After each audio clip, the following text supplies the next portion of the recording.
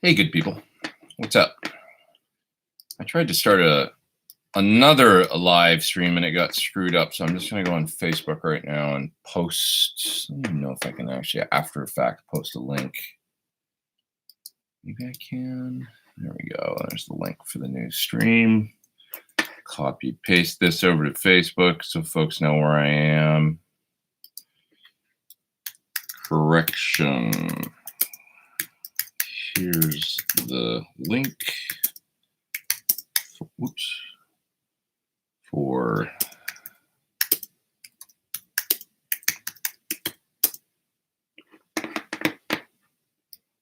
all right.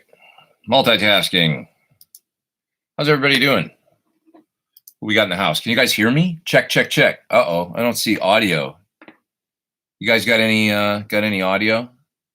Somebody give me a heads up there that it's working. Doing well. We hear you. Man, I tell you what, it drives me crazy sometimes. I use Chrome, and it's just like there's no audio meter going right now. So as long as you guys can hear me, it's cool. And not only that, it's like when I set the stream up, the reason I set another one up to go, and then I tried to get, I don't know, it's a long story. I'm not gonna bore you guys with the technical stuff. It's just kind of a pain in the ass, and they change it all the time. I don't know if you're like me, but with computers and you'll sign on and go, wait a minute, this looks different than last week, because it's like you're doing it online basically, so they can change it without you having to do some sort of a software update. Blah blah blah. I complain. Let's turn that on. All right.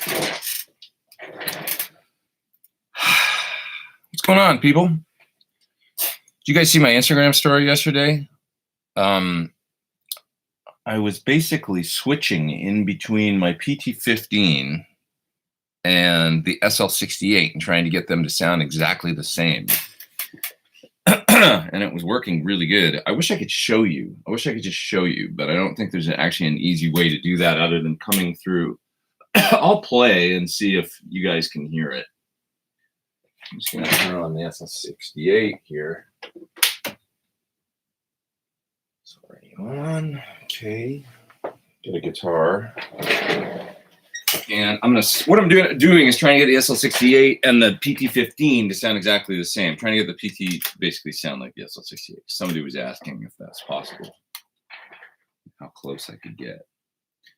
So I'm just going to fire this up. 3 cabinet. 7. Enter. 81 and 7 should be working. Yeah, I hear rock in the other room. And let me just pull up the input here. Hopefully you guys will be able to hear this coming through the microphone. I'm not sure what it'll sound like. Probably won't sound that great, but we'll see. You guys hear that okay? Tell me how good you can hear that.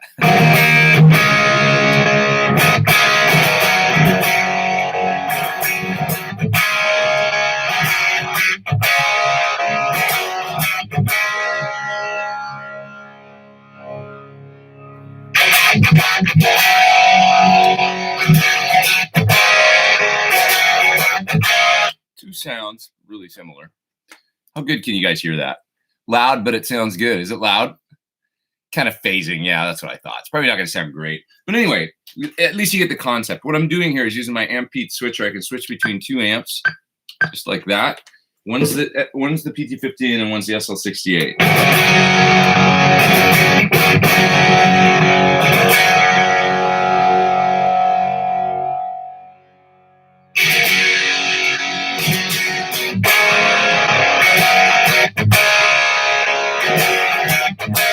Yeah, I can tweak it in even a little further because I can hear little differences right now. With fresh ears, you know how it always is. You come in, you get some fresh ears. Sounds electric. Well, they sound very close, says Mark.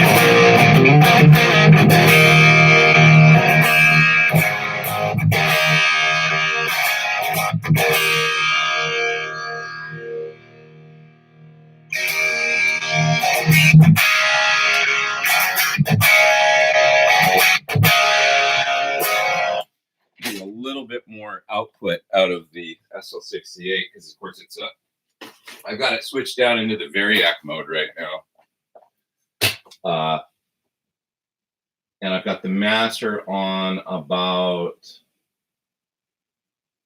it's about 6.5 or 7. So that's what I got to do to get it down to the volume of the PT15.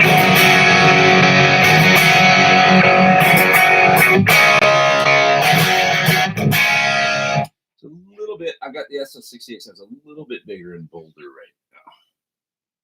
I could get just a little volume out of the PT15. It's close though. It's really close.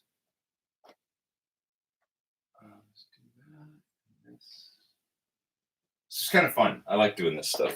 Trying to match two tones and seeing how close I can get them.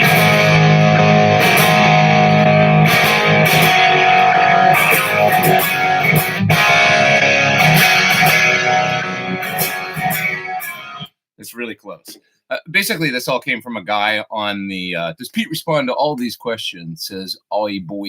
I respond to as many as I can get to.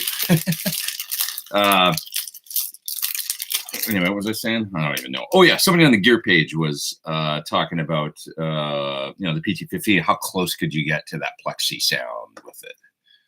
And so that's where this idea came from. So I'm making a video and trying to match the tones. JF Rock On is in the top chat, and he says, "Hope all is cool. Love your vids." Thanks, man. Appreciate it. Thank you. What are you looking for when trying to EQ? Says Torrance.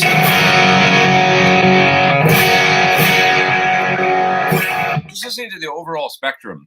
And it's weird. You'll play for a few minutes. You'll go, "Oh, it's really close." And then I swear, like right now, I came back in. I was like, "Oh, I heard some differences right away." But when I left yesterday, I thought it sounded exactly the same. The ears are a funny thing.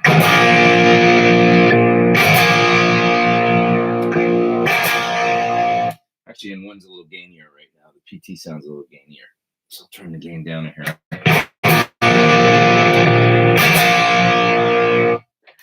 It's close though. I've basically got the SL68, like it's almost on 8 on the treble volume. Volume 1, treble volume control, not the normal one. And the treble is on just above 6. The mids are dimed. The bass is on 6, and the presence is on about 5.5. Kind of the way I would normally set it up for Rock Crunch.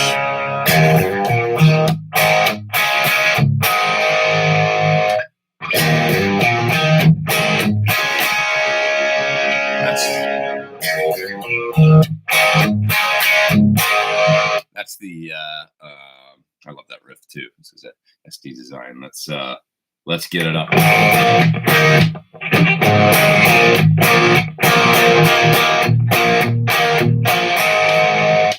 I feel like For Those About to Rock is kind of the forgotten AC/DC album in many ways. It's such a great record. But anyways, what pickups do I recommend for a Sir Classic S HSS? V60LP and Thornbucker or Thornbucker Plus? I would go Thornbucker Plus and either V60LP or the new V63s, which are really just Ben Coombs says, "Let's get it up." That's right, you good Canadian, you know your AC/DC. The V63s are really the old ML classic pickups. Excuse me. So, is that the PT or the SL with the mids dime? Says Chris Cam. You have to guess.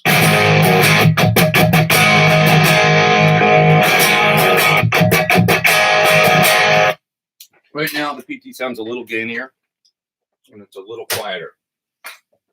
I'm trying to balance them.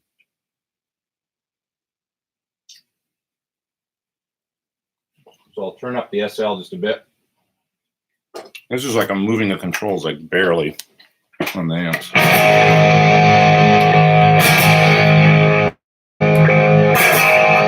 It's really close now. I've actually got my looper hooked up. Now I'm playing guitar loop.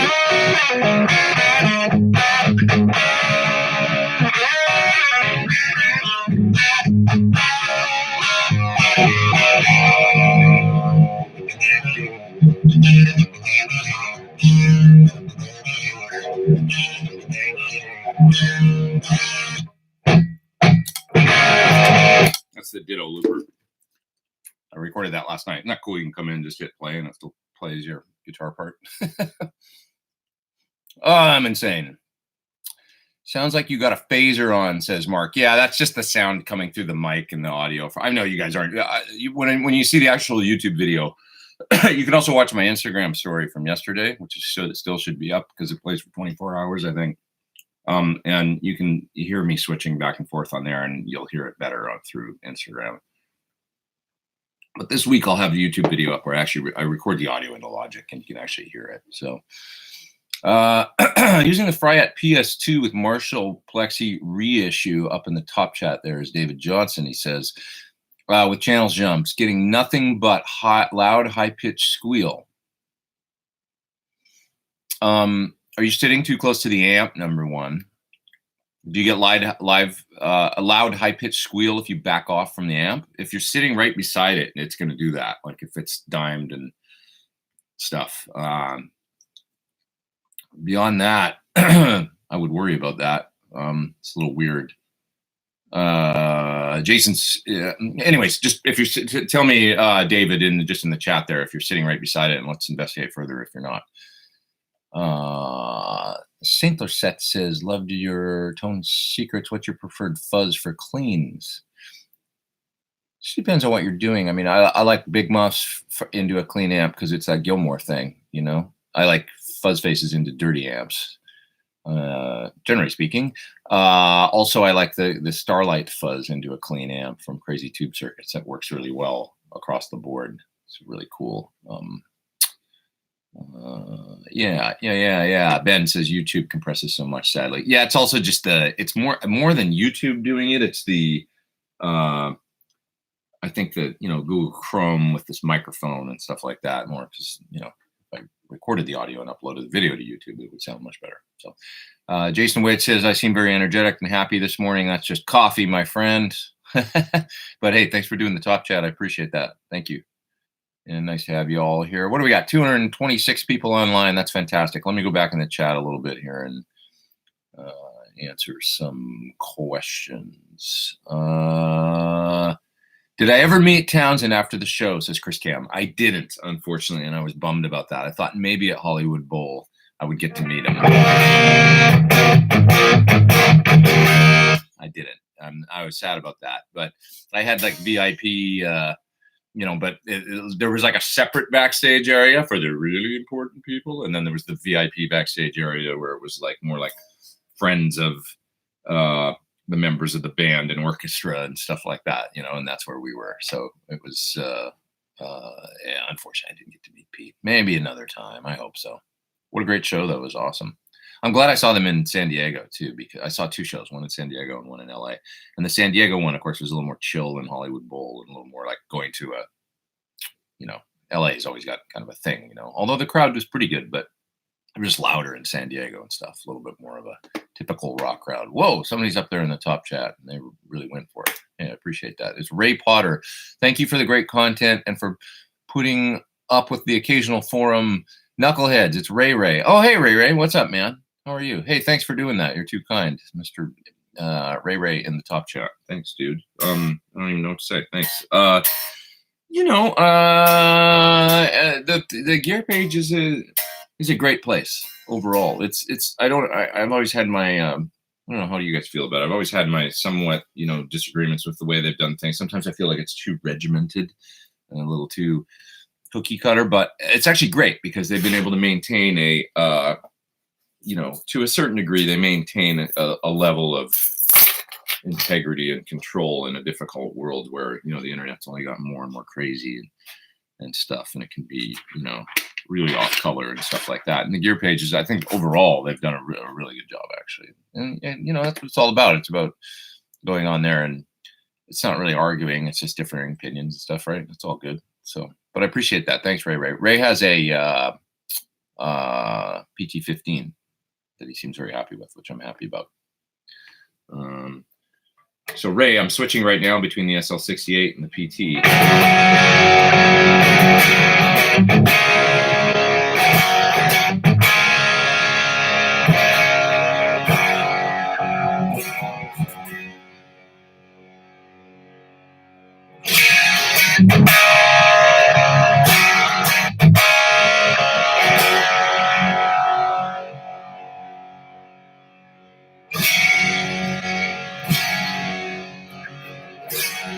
That's a little closer to me now.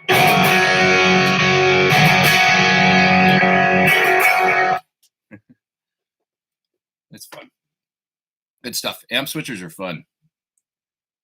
It's like the truth, you know, like, can you make a certain amp sound like another amp? There's no, you could, if you go from one and then plug in the other one and change the cabinet over and all that, you've spent too much time changing between the sounds. It's impossible to A/B. But if you can switch two amps into one cabinet and just A/B them like I can do with the Amp Pete switcher here, it's pretty awesome. Okay, just saw the IG story. Says Mark Pritchard sounded great. I look forward to the YouTube video. Yeah, I'll put it out this week, you know. Chris Cam says, please finish that video and show your settings. I will. I'll show the amp settings. I bet the presence up high helped. The presence on, yes, actually, on the PT15, it's on about 7 right now, which is higher than I might normally run it. But the thing about, you're absolutely right, about old Marshall style amps or Plexi style circuits, they do have this on the top end, right? You can maybe hear it coming through the speakers right now. I don't know. That's interesting. There's the PT is a little noisier right now. It's got a little more hiss going, which tells me there's more gain going on too. Oh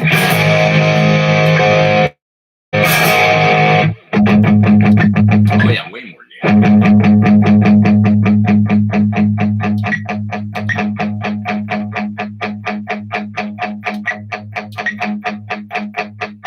That's interesting.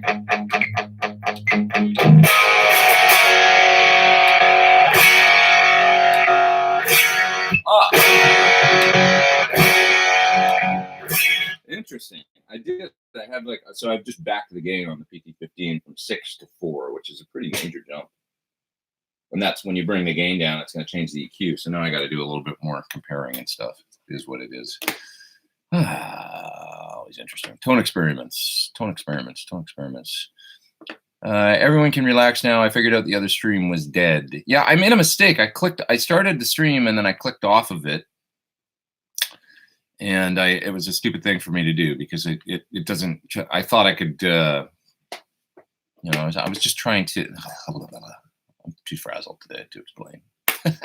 Chris Cooley's in the top chat. He says, did you say you'll be in North Carolina? Yes, I actually posted some dates. I'll get them for you right now. I posted some dates on my Facebook if you need a reference as well to know when they were, but I'll take a look right now. Got a couple clinics coming up. Where are they? There they are. Charlotte, North Carolina, Midwood Guitar Studio on Tuesday, November 12th. So Tuesday, November 12th, I'll be at the Midwood Guitar Studio in Charlotte. Thursday, November 14th, I'll be at Ryan Fowler's Guitar Experience in Baltimore, Maryland. And Saturday, November 16th, I'll be at In Stuff Music in Pittsburgh. Good sir, dealer, I know that one. So I'm looking forward to going to some of these spots and to going to all these spots. I always had fun in Charlotte. That's a nice town. Pittsburgh, nice town. Baltimore, had fun there too. What else? Yeah, I almost forgot. I got a new Marshall cabinet. That's what you guys are hearing, my new old Marshall cabinet right now too, which is a phone man. I could show you a picture of it. It's out in the other room. I did with my wallet and my phone. Geez, I'm frazzled today. It's crazy. I don't know if they're around here somewhere. But anyways, I was going to show you a picture of it, but there's a picture up on my Facebook and stuff on my IG. Beautiful old cab. So the deal is there was this pawn shop not too far from here that a guy had brought in all these old Marshalls cabinets, a couple heads, and he'd left them there. And then occasionally he would come in and get loans against the stuff and that kind of thing. And then eventually he just kind of disappeared. And I guess they just figured eventually like, oh, well, these are ours now, you know, so much time went by. And then they just sat on them for 17 years. They were in there for 17 years. Old 70s cabs with black back 30s and 25s. So they're like in really nice shape. I mean, they're not in perfect condition, but the one I got is pretty nice. I mean, the grill cloth has one little hole in it. And other than that, it's sweet. And the logo's all there. And they even had original covers. So I went down and played a couple of cabs of 30s, which sounded great, and then a 225 cabs. And I really, just for me, if I'm going to have one cabinet that's kind of from that era, the blackback 75 hertz 25s, that was the one to get. 30s are cool, but it's like I'm just a little bit more of a 25s kind of guy overall. So anyways, I ended up with that cabinet. You can see a photo of it on the, and it's all mic'd up and in the other room, and that's what you're hearing now.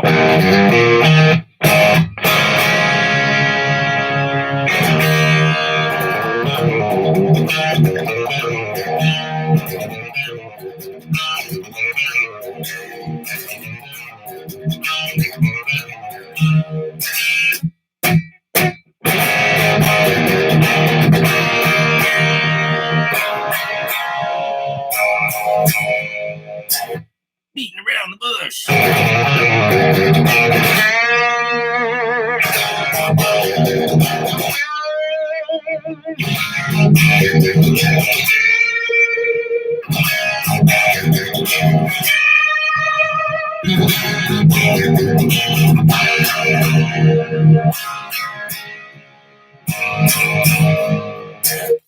right, that's enough power chords. Sorry. I get excited and I just want to play. Moving down the chat here. What else we got here? Sounds great when you turn it on, says Torrance. Cool. Sounds decent until YouTube compresses it, which is usually after around 15 seconds. Really? I didn't know that. Jeff S. is up in the top chat. He says, Pete, using the Pete, how do you set impedance on amps when mismatching 6 ohm and 8 ohm cabinets? You can't actually. I would, if you've got a 16 ohm cab and an 8 ohm cab, you would be best to just set your amps at 8 and have that one-way mismatch going up. You know, don't set your amps for 16 for the 16 cab and then switch to an 8. That's actually less safe. But the one-way mismatch, if you just want the easy, you'd be okay. Like going, you know, if your amp is set at 8 and the cab is 16, you're not really going to hurt anything. It's fine. And Pete will tell you that from Pete too. But if you want to set the impedance, you just got to manually kind of go back there and do it on the amps, you know, for whatever cab that you're using for that particular. So that's the answer. It's not going to switch impedances for you. Now, one thing that I did to kind of offset that is I've got my power station hooked up here from Freya. And because it's got a tube power amp built in, it's a load and reamp. It's got an impedance switch on the back. So in other words, I could have all my amps set at 8, feeding into the power station, set for 8, and then it'll load at 8 ohms. And then if I want to go to a 16 ohm cab out in the room, I just set the power station's power amp for it. There's 2 impedance things on it, one for the load and one for its own internal power amp. So that can be set to 16. And, you know, but you just got to make sure it's not bypassed, and you got to be running through the power station. And it does change the sound a little bit because you're loading and then reamping using the power station's own tube power amp, which sounds good. It's just a slightly different sound. Not necessarily better or worse, it's different. So if you want the total pure, just your amp running right into the you know, then you're going to manually have to change the impedance. So hope that answers that question. Greetings from Denmark, says Casper. Have you checked out the new Crazy Tube Circuit Cyclone Phaser? I have one here. Where is it? There it is. I haven't plugged it in yet. Should we plug it in live here on the fly? I can simply unplug my looper and plug it in. Let's take a listen. Let's check it out live. What do we got here for input? This is output.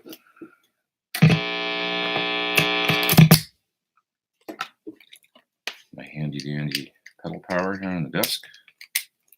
Okay, there's 2 switches on this thing. There's a tap switch and a bypass. Live pedal demos. There's a multi-position switch here, which I guess has different, I guess it's like every phaser under the sun from different eras, that kind of thing. I like it already. All Crazy Tube Circuits pedals, man. They all just sound good.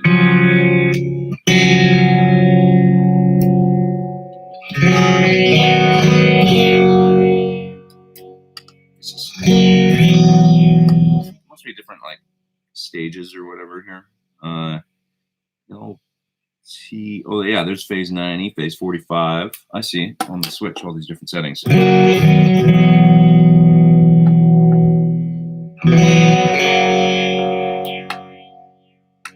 Not sure about. Well, that's the speed. Feedback. Mix.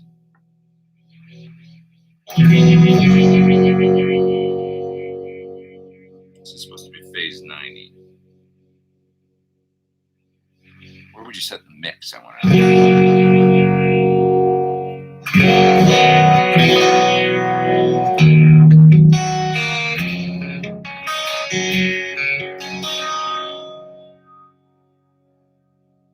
That sounds pretty cool. Oh, that sounds better. Depth up.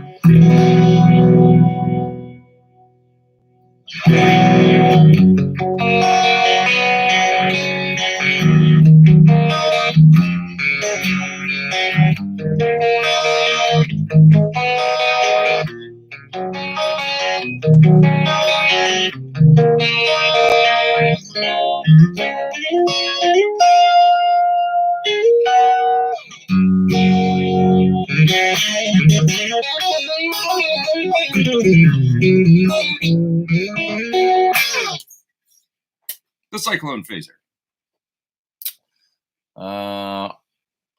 What else we got here? What else we got here?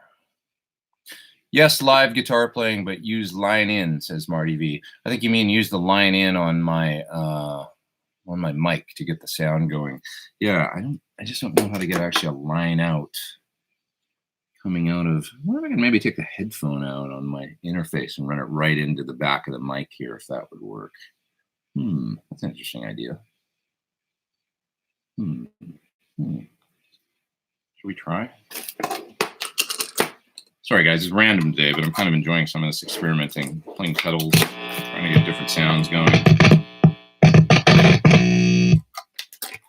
I'm gonna take this guitar cable right now, and I'm gonna play it from the headphone out on my interface, and I'm gonna plug it right into the line in jack on the back of the mic here, and see if you guys can hear this.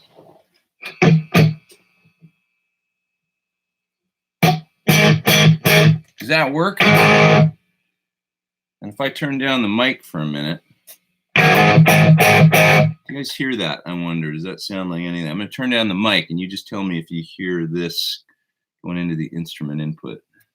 Does that sound like anything? Go down to the bottom of the chat. See what. That sounds way better. That sounds much better. Is it a lot too loud? Buzz, crackle sounds like amp in my basement when I'm bored. Sounds. Oh, I see. When I wasn't plugging the cables. I got the creative bub. It's true. Sounds great. So you can hear it? Okay, cool. Oh, but you didn't hear my voice because I had the mic turned down. Okay, so just tell me if this seems loud enough when I turn down the mic here.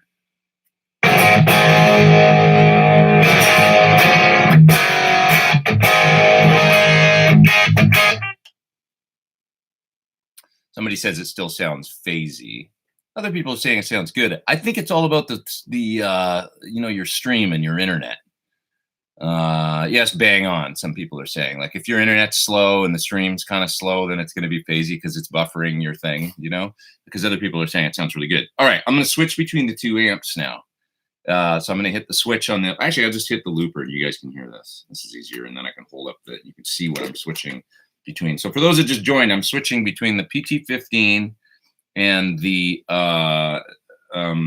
SL68, and I've tried to basically make them sound as close as possible to the same.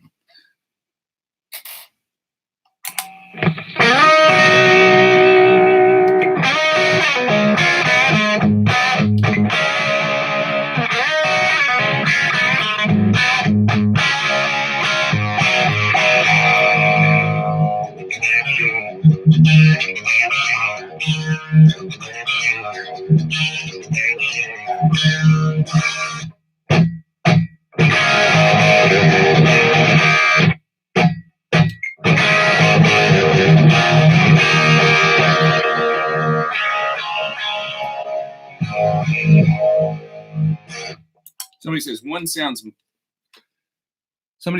sounds much beefier, and I would agree with that. I need to change the bass now because I've turned the gain down actually on the PT15, and when you bring gain down, it gets thinner, you know, so I'm hearing that as well. So I'm going to change it now and see if this sounds more like it.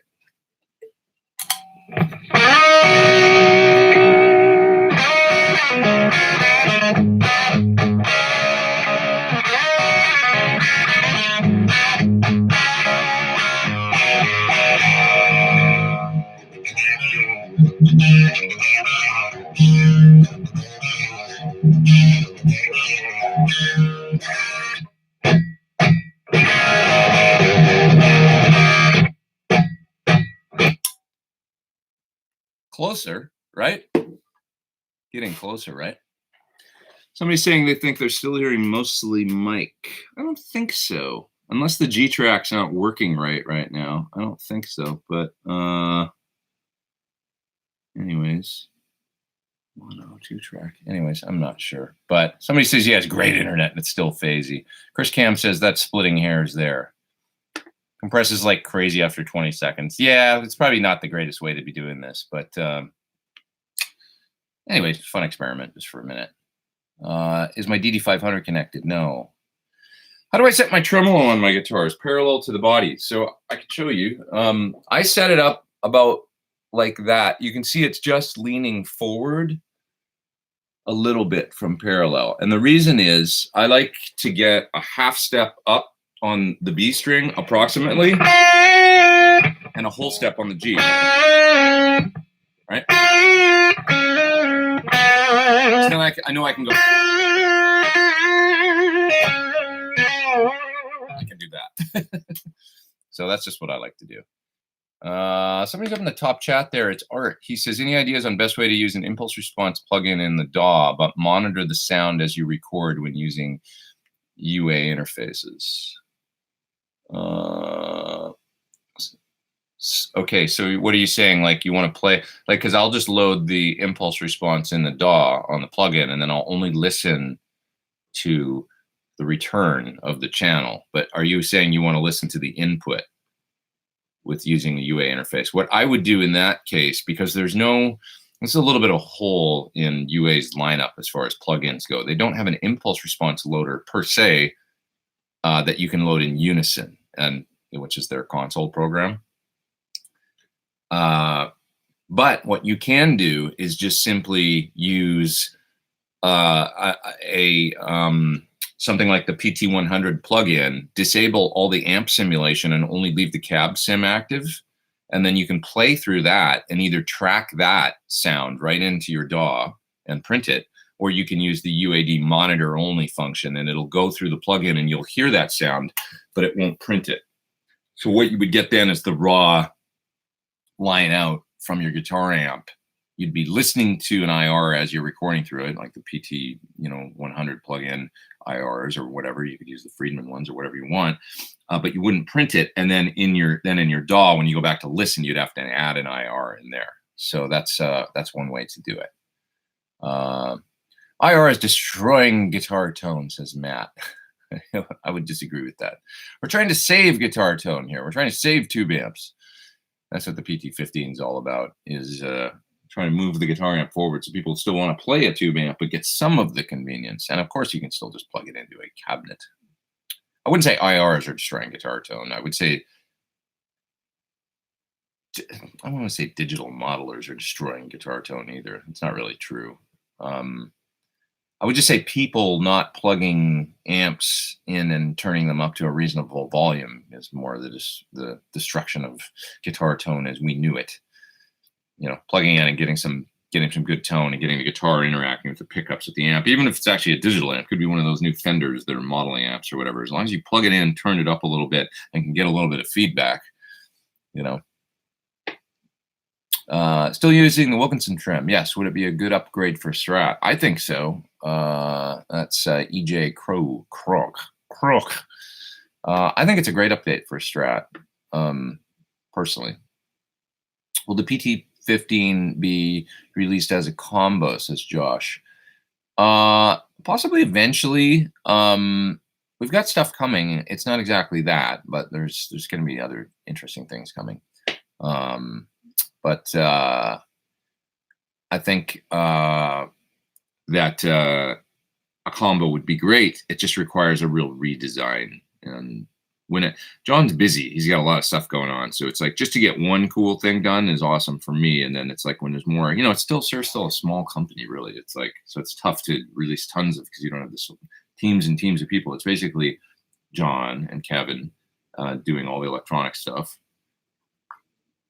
So when they get busy doing another project, and then it's hard to do, but we're doing the best we can.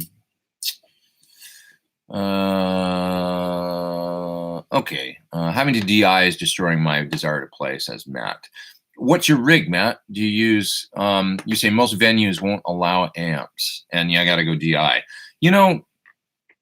It's like, I wonder if you could just at least use something like a PT15 and at least use a 110 or 112 cab, so that you could at least, and then give them the DI out, but say, hey, I'll set my amp so just bring the cabinet and have it set so that it's not loud enough to bother anybody, really. But you can at least get some of that interaction. That's the great thing about the amp, is that it doesn't have to be that loud and it'll sound great. And then you can give them their DI out. And like for instance, when I used, I did a tour in France with Michel Polnareff, and originally they said, no cabs on stage. We don't want any cabs on stage. And when I was planning on 2 PT100s into 2, I was actually using Torpedo Lives because they're just easy in the rack to mount and stuff, and they sound pretty good. So I had 2 of those, and they had a cabinet at the rehearsal studio where I went. And I said, would you mind if I just plug this in? It doesn't have to be loud, and the stage manager was like, no, go ahead, And so I plugged in the cabinet, and nobody ever said anything about it ever again. And so I didn't end up using the loads in the lives. I just ended up plugging in the cab, setting my amp. Like, I was real careful to not have them too loud, but loud enough to just get the guitar feeding back when I had some gain going. Nobody complained about it, And so I just wonder if you could bring something like a PT15, give them their DI line out, and then just have a little cabinet there and maybe even facing back at you. Like Steve Vai has cabinets facing him, I think, and so does Jerry Cantrell for a while, with they're like guitar cabs, but they're facing back at him like monitors. And get a little bit of that going or something like that, and see if you can do that without bothering anybody. 9 times out of 10, once the drummer kicks in, nobody's gonna notice, and if it's a small little cab. Anyway. What else have we got here? Pete, did you try a Blue Guitar Amp 1? I have not, but I've heard it. Matt says the live scene in Sydney is dead. That's too bad, man. I always like it. I mean, maybe Melbourne still. I don't know. Is there still rock bands playing there? Because that was a great rock and roll town. The Cherry Bar and AC/DC Lane. I love that place. I've seen some great rock and roll in Melbourne. I can't say as I've seen tons of live bands in Sydney, though. Now that I think about it, it was mostly Melbourne. I think I'm coming down there soon, by the way. Real soon to Australia. Best Warble vibrato pedal, says Jamie. Probably a Univibe set to vibrato instead of chorus for Warble, and kind of, like some kind of Univibe. Hard to beat the Boss vibrato pedal. It's a classic, the blue one. Will Thornbuckers be available for 7-string guitars? Oh, great question. I kind of doubt it. We only have the 6-string version. That's a good question. I should ask those guys if they could make 7-string version or not. Quentin James says, thoughts on Quentin James? He's the bee's knees. I hear he's great. All right. What else we got here?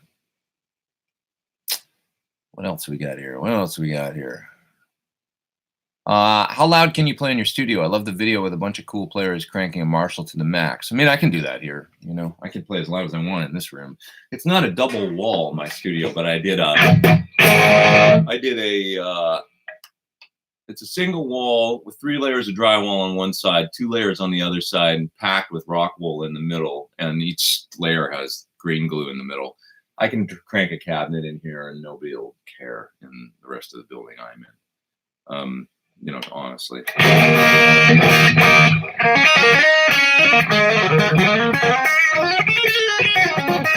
Have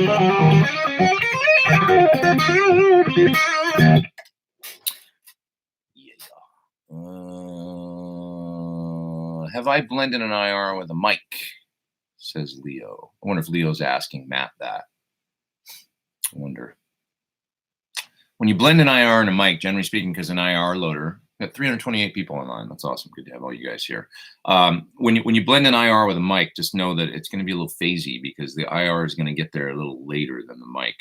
Because generally speaking, an IR is running through an IR loader, which means an ADD conversion stage. And so there's going to be a couple milliseconds there. So generally when you blend IRs and microphones, you're going to have to phase align a little bit, which is a bit of a pain in the ass. And long story short, I never even do it. Yeah, just because of that. Righty. What else we got here? Move down to the bottom of the chat here. Pete has the jam day bug today. It's true. Pete, what guitar is sitting way in the back next to the telly? Well, there's actually two T's sitting back there. There's a Mac Mull. Let me grab them for you. There's the P90 loaded Mac Mull T here. This is a great guitar that is my only guitar with P90s, actually. And you just saw me play it. If you saw the video I just did for the pedal I just did, the Over Unity drive, I was playing it through this new little Fender Princeton I've got sitting over here. Noisy single coil though. I gotta find the quiet spot in here.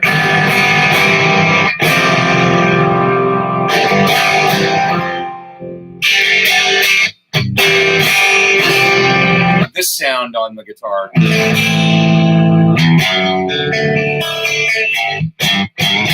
Here, I'll turn down the mic and maybe it won't be phasey.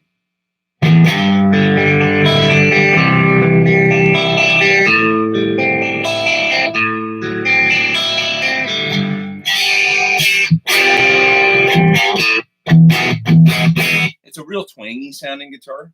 You know, it's got this great middle position that just sounds so twangy. And I actually used it on the song Remember from Pete Thorn 2. And so the first guitar part that comes in, the real clean guitar, is tuned down to drop C sharp. And it's this guitar. And I might have used the neck pickup or the middle position. I can't remember. But you can really hear the tone of this guitar on that. It's got this German lacquer on it. You can see it's really checked and kind of like, you know, whatever the lacquer is. And it's super thin. It already wore through on the back with it. So it's barely any finish on this guitar. But man, it's got this kind of gutsy, like,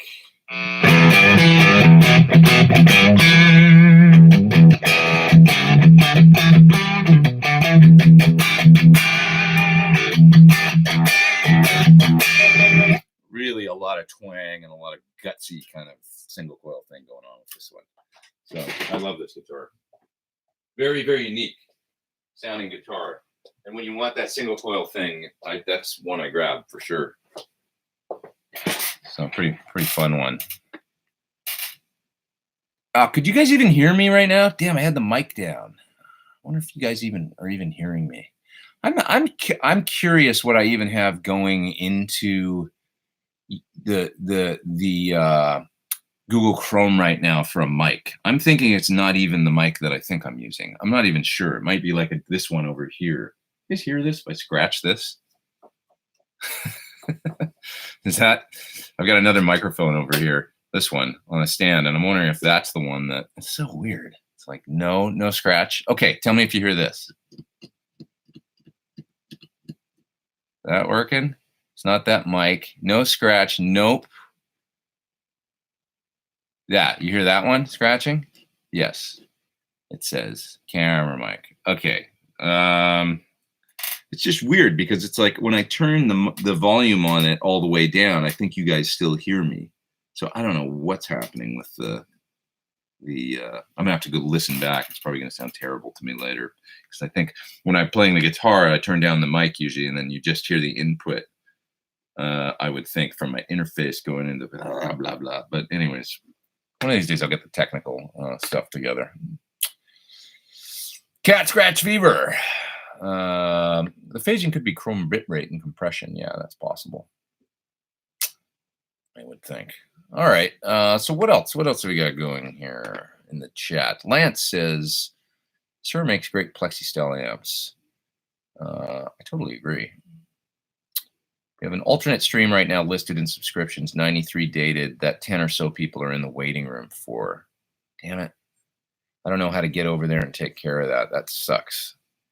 I wonder if I can go and just eliminate it really quick here.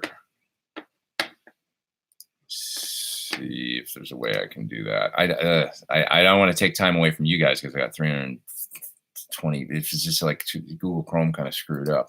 I don't know. Let's see here. See if I can just do this really fast, you guys. Talk amongst yourselves for 2 seconds, and let's think of some other cool things to talk about. I'll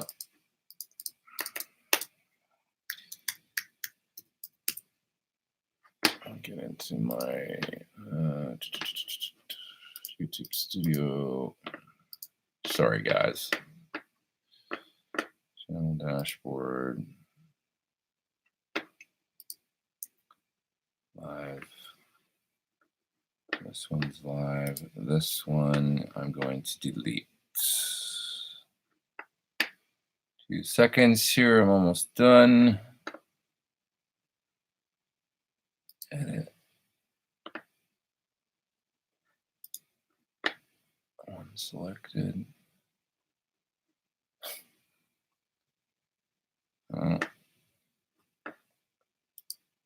Options.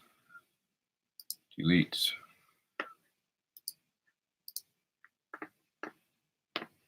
Okay, that other one should be gone now.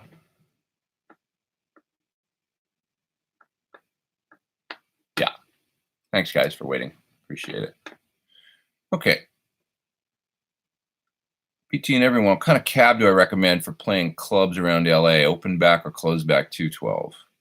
Depends on what kind of music you play, really. I see so many people with open back combos these days. Everybody's got a deluxe reverb, it seems, which is great. You know, they're small, they're portable. People don't like as much volume as they used to be able to deal with off stage and stuff. So it seems like combos are really popular these days, and they spread around the stage, which is nice. So the drummer can hear you without, too much trouble. But there's no substitute for a closed back cabinet if you're playing rock, It's like, John Sir said you could tell us about the new stuff planned for NAMM. I doubt that. That's Chris Cam. He would kill me.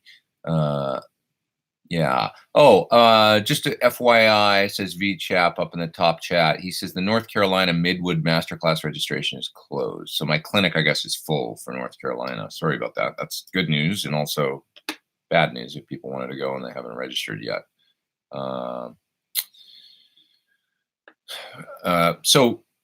Basically, I would use, if I was playing rock and it was anything from, ZZ Top to AC/DC to whatever, I would probably to metal, I've got to have a closed back cabinet. If I'm playing with singer-songwriter and it's more, if it's country or it's pop or it's like, then a combo's kind of cool, or an open back cab because it spreads around the stage and I like the clean sound. I do love open back cabs. It's just for the Marshall thing that you hear me doing here today and stuff, and that kind of, tone with a little bit more nuts in it. I always feel like it's lacking whenever I turn up a combo and trying to get that sound of like a little Fender combo or something. It's more that airy thing that they're good for.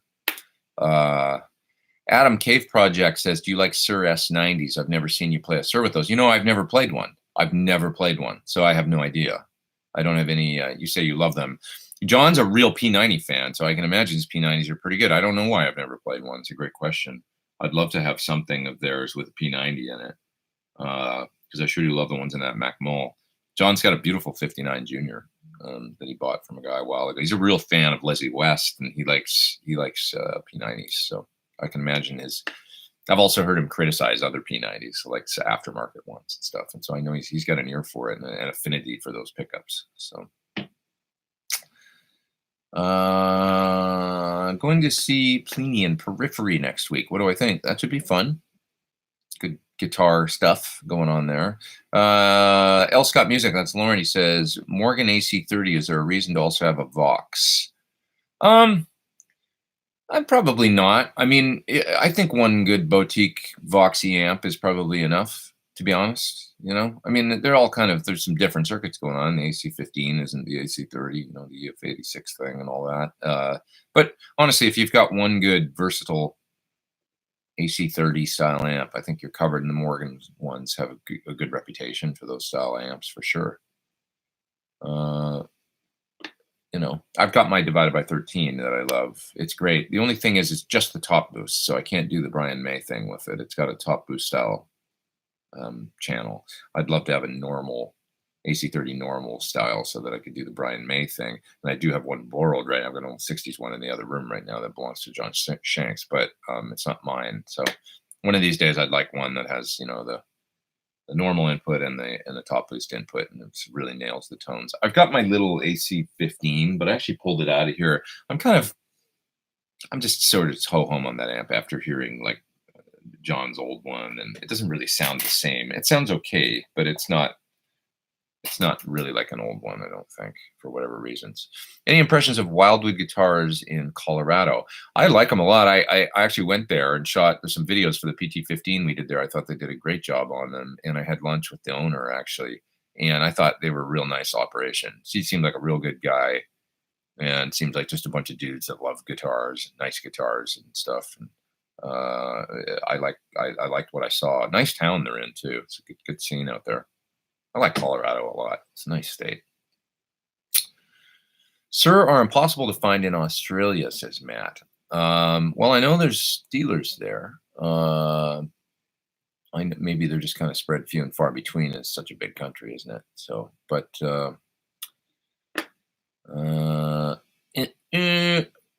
fuzz pedals all sound the same with modeling and IR. Anyone else notice this, says Matt? I guess it depends.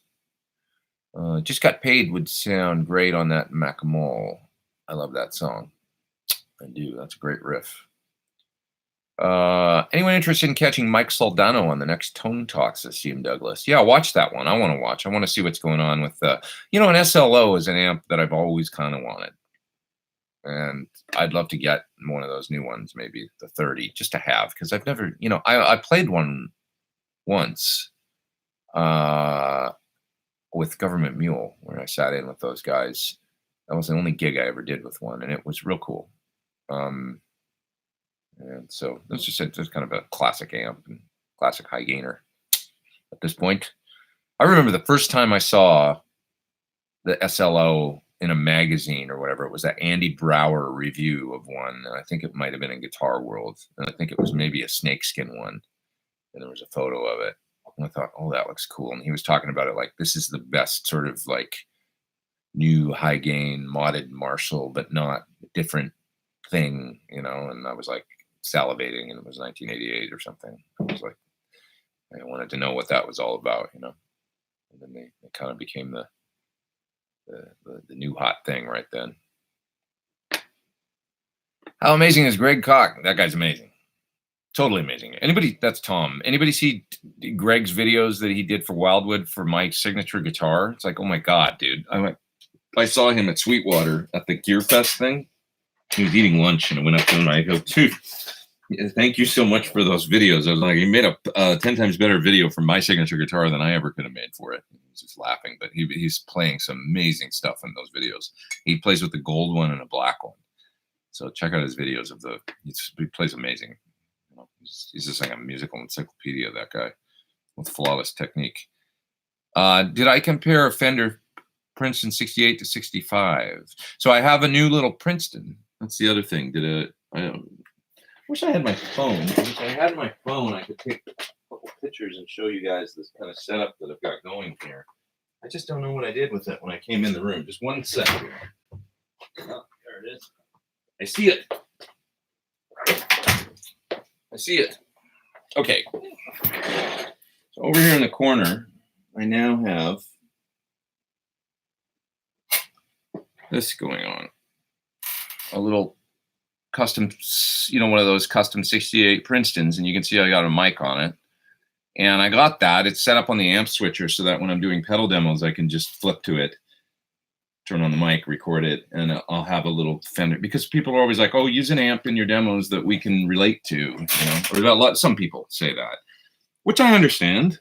It's like some people can't have a head and cabinet and stuff, and they're just like, use a common, you know, like a combo or something. So I got the little Princeton, and it sounds nice. And the reason that I got that one is because it's a bright cap on it. You know, those 68 ones, they take pedals well, and my main use for it was really to run pedals into it. It's you know, a circuit with no bright cap, so I thought that'll work well for the pedal videos.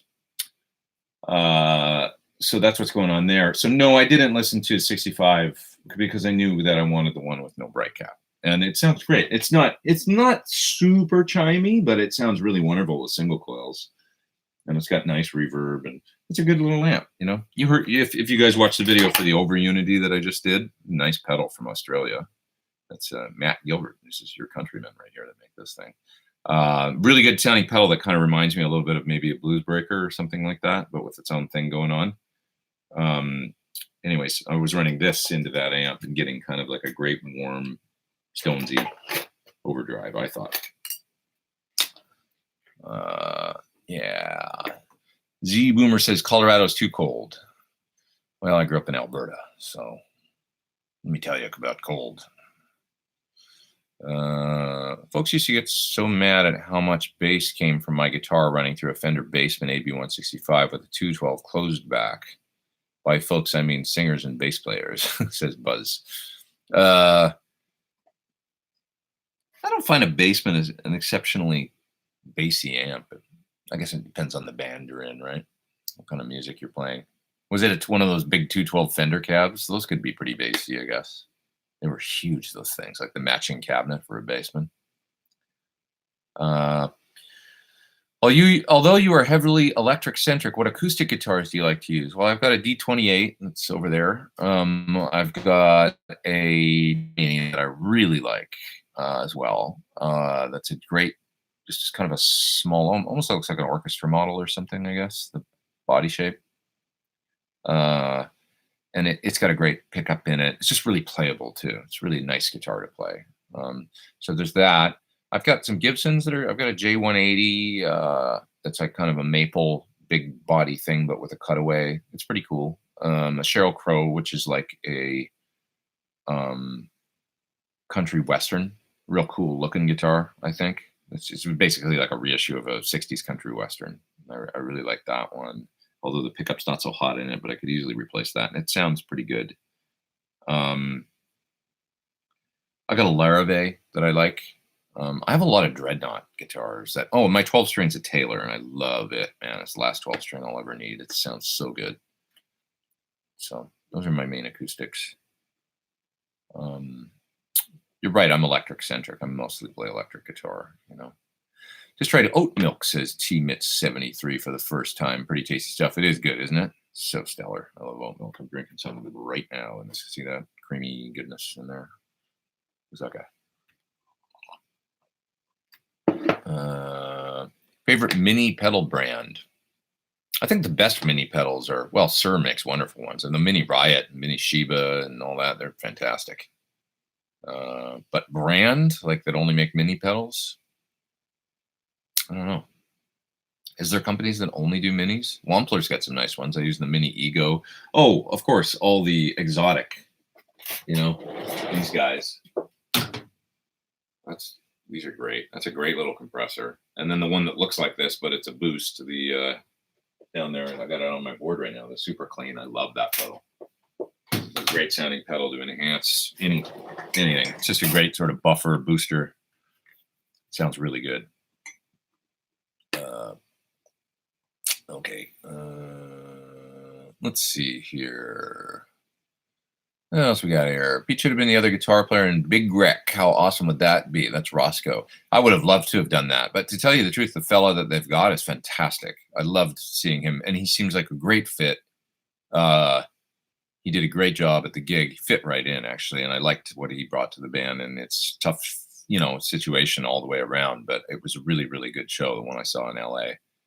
And he seems like a great guy, funny guy, like nice, you know, probably exactly what those guys needed. Because of course, the other thing is he lives in Toronto and I live in LA, and so just for rehearsing and somebody, you know, available and easy and not crazy expensive because you're not flying all over the place. He's a great fit. I mean, I enjoyed the hell out of their show. I love those guys. I love Ian.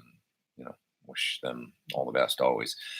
Hey, Pete, curious how you organize your schedule and calendar, says Marmalade Cream. I struggle with time management. Dude, tell me about it. I don't got any solutions for me. It's like I've got so much to do and not enough time to do it in until February, honest. Between videos and demos and then upcoming clinics. So we're booking some clinics right now. Some more clinics for the kind of end of November through mid-December, going up to Christmas, basically. And I'm going to be busy, man. I'm going to be busy. And then I got a tour in January through, middle to the end of February. Maybe a couple more clinics at the end of February. I'm sort of just looking forward to March right now. Not that I'm not looking forward to all this work. It's awesome. It's just a little daunting. That's all. But yeah, I don't know, man. I mean, time management is tough. Today, my plan is to finish the video on comparing the two amps, the SUR and the SL68 and the PT15, I should say, and trying to match the tones. I want to finish that and then move on to doing. I've got the what's the oh shit! I was gonna do. Oh no, it's right here. Here it is. The Collider. Yeah. This guy from Source Audio, you guys know this pedal. Great pedal. So I was going to start a demo for this today and hopefully try and finish it tomorrow. That was my goal. Do a video for this in one day. If I could do that, I would be so happy. It's kind of daunting though, because it's a deep pedal. And then, just move forward because I got a bunch of overdrives here to do. There's that phaser we just talked about, the Cyclone from supposed to make a video for that. There's the tube circuits.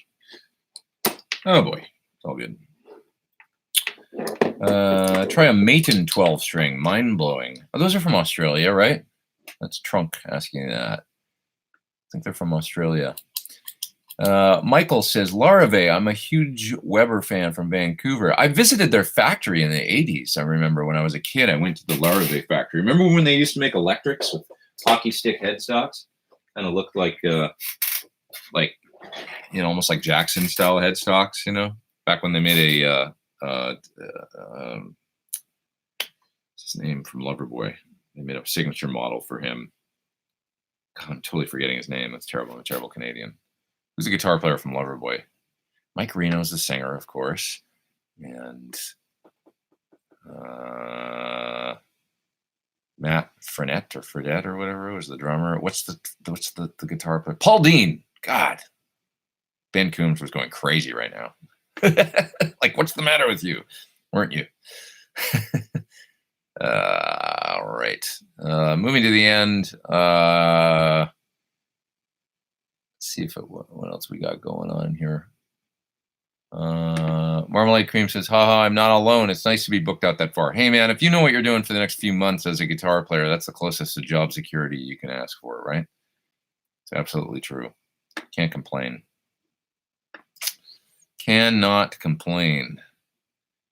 Tom Harhigh says the Philly Guitar Show had a bunch of original 80s DoD pedals for like $45 to $50. Do you remember the DoD Bifet preamp? That was a great sounding pedal in front of a Marshall. It was kind of my little secret as a high school age guitar player was the Bifet preamp. I had one of those, and I loved boosting my Marshall with it. Sounded really good. And I wonder if it still would, but it's probably just kind of like a micro amp, really. But it just sounded cool, kicking the front end of an amp. Have I compared the SL68 and the SL67? Yeah, I mean, it's 50 watt Marshall versus 100 watt Marshall. They're really similar amps, but 50 watt heads and combos, they do just have that compression and squish. I mean, right now I could show you. Why don't we? I don't know if it'll come across or not, but let's just turn on this guy. And I'll set it up exactly the same. The only thing is I've got the SL68, I have it on Variac mode right now. So that's going to change the sound a little bit. But I'm going to set the controls exactly the same. And I got a jumper on this is 72 Marshall. We'll turn it on and we'll see. Oh, you know what, though? It's not going to work because I've got the volume is turned down on that. Oh, it's not going to work really. There's going to be a volume difference, so it's not a fair test. But I'll do this with black guitar. There it is.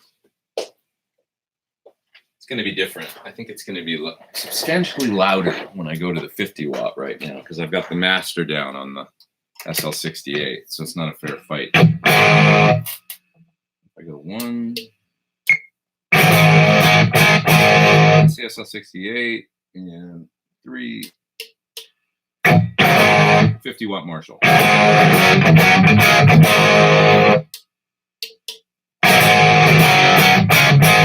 Well, it's not that much different.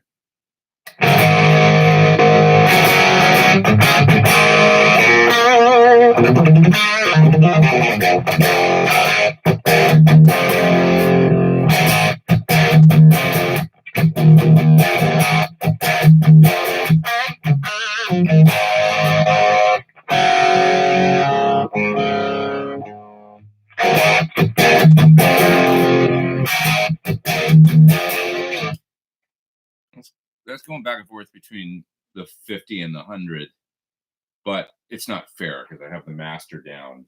It's actually not fair at all because I have the master down on the SL68 and I've got it with the variac mode, which means it's switched. It's probably making like 60 watts right now and it's at low voltage, so it's going to be a different sound. You got to compare the two at full, full power and stuff. I love 50 watt heads too. I mean, it's just the 50 watt has a great. It's got a great.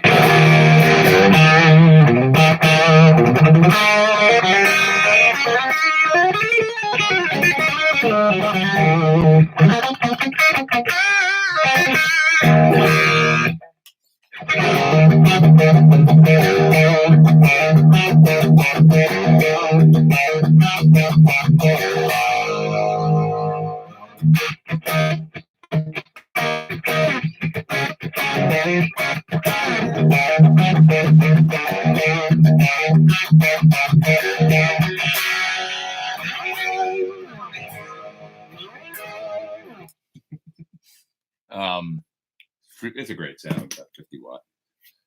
No doubt about it. Different tubes too. I've got Electro Harmonix 68.7s actually in the 50 watt right now, and it sounds really good. I like it. And a certain kind of preamp tube component I found. I lent that amp to David Grissom recently, and he had it for some recording that he did in town. When it came back, it had really interesting settings on the EQ, really low treble and presence settings, and the mids were on like 4 or 5. And when I thought, and I plugged it in, and it was like a really good clean sound, actually. So check this out. I can easily show you that, actually. Let's turn this down so it's not phasing.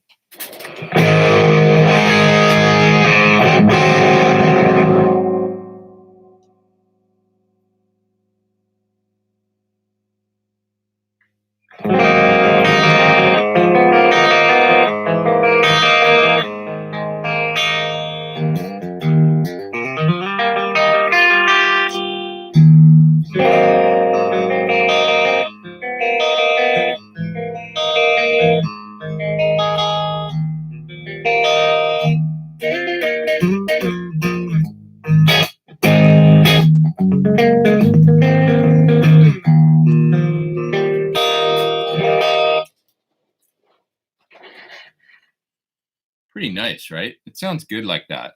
Like, the nice, like maybe the little clean boost in front, like the super clean or something, and maybe a little compression and a little delay or something in front, and it's great clean sound. So he was like, yeah, these amps have really good clean sounds when you set them up right. I remember him saying in an email to me, and I just looked at his settings. That's the treble channel too. I haven't even jumpered, and if you jumper it, it sounds fuller, and it's nice. So pretty cool. And also great with pedals in front of it. When I did actually I used that amp in the Over Unity demo, and I hit it with this, and I set it up kind of like that, and then got the drive out of the pedal, and that sounded really good to me. SD Design says, any plans to demo Electro Harmonix synth pedals like the Mel 9, B9, or Electro Harmonix Big Muffs? I would love to, dude. They've never approached me to do a video. Electro Harmonix seems to do their own thing video-wise. They make nice videos. You always see the ads, like they show up as ads on the front of my videos. And it's always, there's like one guy generally doing it, and I just don't know that. I stopped by their booth at NAMM, and usually when I go to booths for pedal manufacturers at NAMM and stuff, everybody's like, hey, you know, hey, you know, we want to show you this new thing and stuff, which is awesome. But I went to Electro Harmonics and they were just like, they didn't know who I was. They didn't give a shit, you know. So I think they're just kind of self-contained to do their own thing. But some of their pedals, man, I mean, that Mel 9 thing is really cool. I tried it. It was actually on Mike Campbell's pedal board, and his board was being fixed at Friedman's shop. And so I tried it out, and that's when I tried the Mel 9. It was like Mike Campbell's. It sounded amazing through his rig. It's really cool. Pedal that I want, you know, actually. So I'm a fan. Do I like the Origin Revival Compact Drive? Yes, I did a video of it. That's Joe Rosmanasa. How would you stack it with a Cali 76 before or after it? I would definitely put the Cali 76 in front of it. And yeah, great pedal, man. And you're in Slovenia. A really terrific pedal. Well, both the Revival Drive Compact and the full-size one is pretty amazing. That ghost control on the full-size one is amazing. Let's see here. Sasha Boo Boo says he's number 38. He's in the top chat, by the way. Thanks, Sasha Boo Boo, for doing the top chat. He says he's number 38 national in Reverb Nation and Electronica, number 1 locally. Do record labels notice SoundCloud or Reverb Nation sales plays? What do I think about these sites? I don't know. That's a great question. Reverb Nation I haven't looked at for years, so I honestly can't comment, man. I don't know if it's valid or if it's a bunch of BS or not. So I wish I could tell you. SoundCloud, I think, is a definite force, you know, because I know people that have actually gained notoriety through SoundCloud for sure, but I can't say as I know that about Reverb Nation, about anybody particular that's like blowing up from Reverb Nation. I mean, Billie Eilish was SoundCloud, you know, that's how they got their start, really. So putting stuff up on SoundCloud. And you say that the How to Audition video worked, which means you must have scored a gig, which is awesome. That's good to know. Congratulations, my friend, and thanks for doing the top chat situation. I appreciate that. I do. I'm going to page down kind of to the bottom of the chat here and see what's going on down there. Fresh string day for Mute That Bozo. It's always good, right? I hate changing strings, but when I do it, I'm like, oh, thank God I did that. And then for the next 2 weeks, I'm like, thank God I did that. And then I'm like, I guess it's getting close to string day at the end. And I avoid it for another 2 weeks.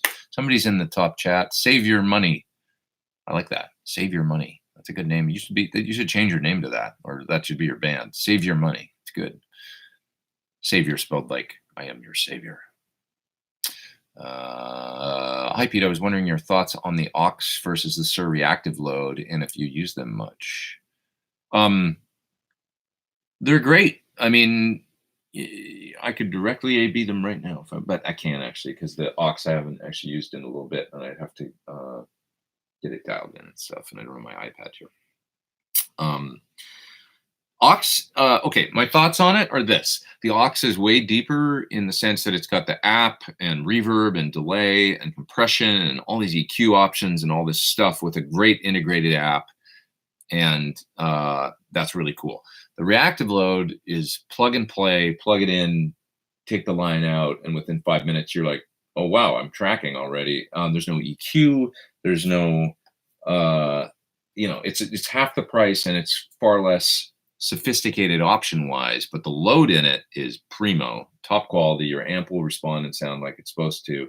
And if you're using good IRs, for many people, I think it gives them everything they need. So it's like, do you want the more sophisticated device that has all this other great effects? I mean, the reverb and the aux and the room sounds and all that fun stuff is really cool.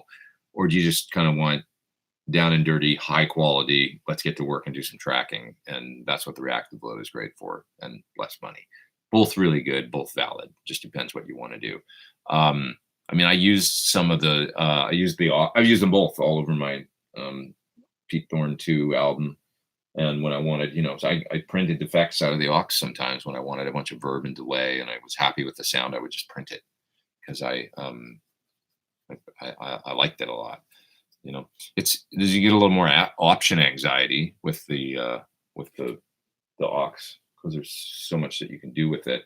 The only thing that with the aux, and I love UA, and I'm a big fan, but I wish they would just do some updates for it. Right, that's the only thing because it came out and then there's a USB port on it. And, like there was never a V30 cab or any kind of new cabs that came out. And I'm not sure why they did that. I'd have to ask them. I know some of the folks there, and I'm a big fan. I'm going to use their interfaces and love the stuff, and it's a great device, even if they never updated it. But that's the only question I would have is maybe do they have updates planned? Uh, yeah, yeah. Okay. Oh, I missed a super chat from Metalhead Hippie, says Ben Coombs. Sorry about that. Let me look back and see that. Thanks, Ben, for letting me know. Oh, there you are. Metalhead Hippie, you were asking, thanks for doing the super chat, man. You said, what do I think of the Electro Harmonix Mod 11? I see a lot of people getting bad pedals, not working correctly. I've never tried that pedal in particular, but one thing I will say about Electro Harmonix pedals, not, my completely unbiased opinion, is they're not the best made pedals. I mean, they're not the most robust, or they've never had a reputation for being just like kind of, they make cool sounding stuff that's a little funky. That's what I think. That's my honest assessment. It's a vintage going all the way back to the 70s. I mean, they were kind of sketchy, they weren't like, or Sovtech amps. Have you ever seen the inside of one of those? Some good sounding amps they made. Those original MiG 50. They were basically a Fender basement, but like, a lot, just to be honest, a lot of them look like a guy that had taken a 2-day soldering course and then built an amp from scratch, That's the truth. That's not to say they can't sound good though.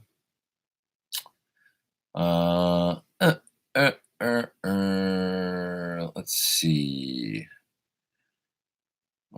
T-Mit says to Old Guys Guitar Vlog, you're talking about practicing. As we transition to adulthood, it gets more difficult to find time to practice. For sure, if you have kids and jobs, and it's like, it's tough. In your case, you have to make time daily. It can be really challenging. I know. It's challenging for me too, and I don't even have kids, It's like, just with, work obligations and stuff. It's also amazing, though, if you really just focus what you can get done in a half an hour or an hour, if that's all you've got. So it's a struggle, but if you set aside the time, I guess it's just discipline like anything else, setting aside time to go to the gym, setting aside time to get proper sleep or eat correctly, Leon Barron says, do I think putting an attenuator into a cab would change the sound of the cab much? Well, it more changes the sound of the amp.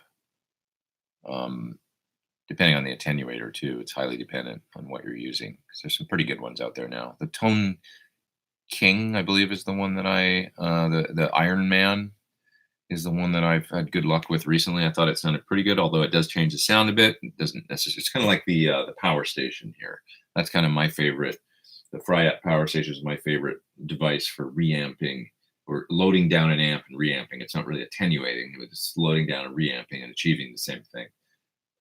I find it to be, it doesn't sound exactly the same as the amp. We're just running wide open to do a cab or whatever, but you can get a great result with it, and it's really close to the same sound. It will change. Everything affects everything, so it will change the sound a little bit. But Kurt says, do you have a master class similar to your clinics for recording available, like a video or something? I don't.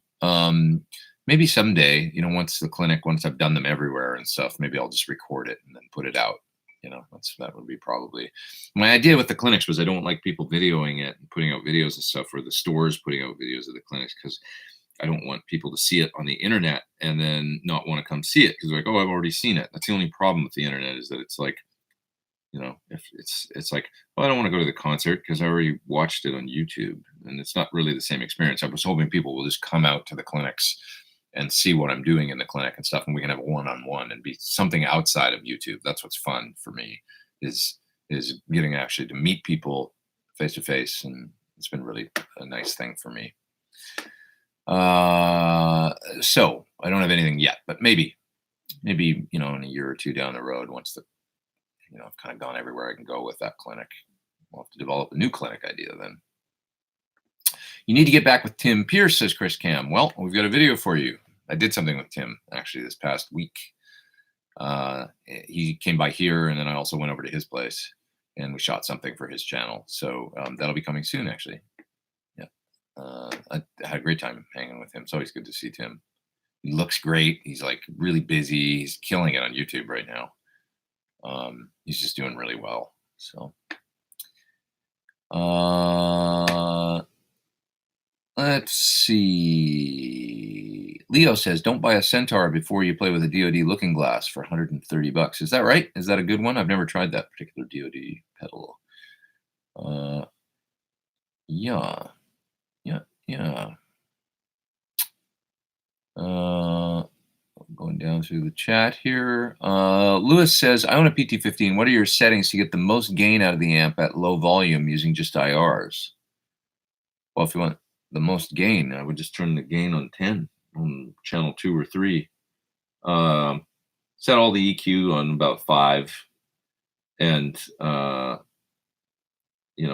to channel 3, turn on the bright switch, probably turn the gain up to 8 or 9, and if you're feeling like you don't have enough gain, I would just hit it with something like a screamer or or I use a Klon style drive, an Archer, and it'll at that point be endless sustain. But I mean, like I don't think amp's got plenty of gain built in. Hitting it with something like a Klon or a screamer, the interesting thing is just push its mids, and then it's going to make your guitar scream and sustain and stuff like that. Or a Coco Boost is another great thing for that. If you really feel like you need some gain and some push. But amp's got plenty of gain, that's for sure.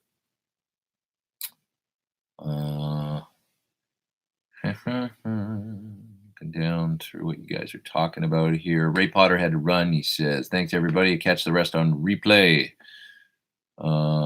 I have my 50-watt Marshall Vintage Modern, says Odin Stan. That's a nice amp. I remember the Vintage Modern. I like that. They were pretty cool. Roberto says, "Why does Pete's tone sound so good and my tone sucks no matter what I use?" No, come on now. I don't know. We'd have to evaluate what you're using and stuff. Hear it firsthand. Okay.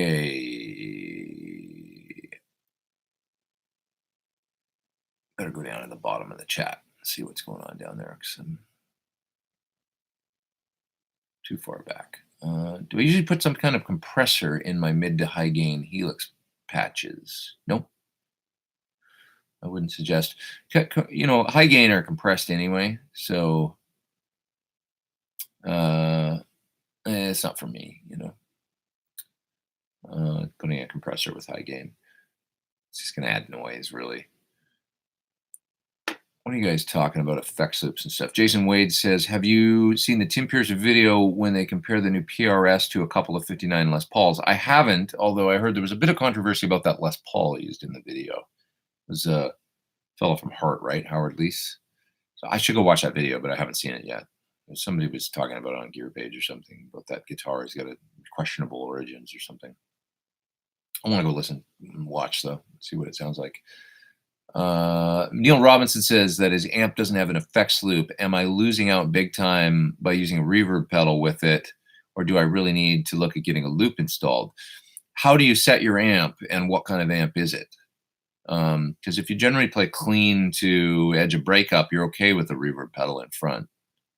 If you play dirty, it's going to blow up the front end of the amp, which can be a cool indie rock kind of sound, but it's not a beautiful sound, that's for sure.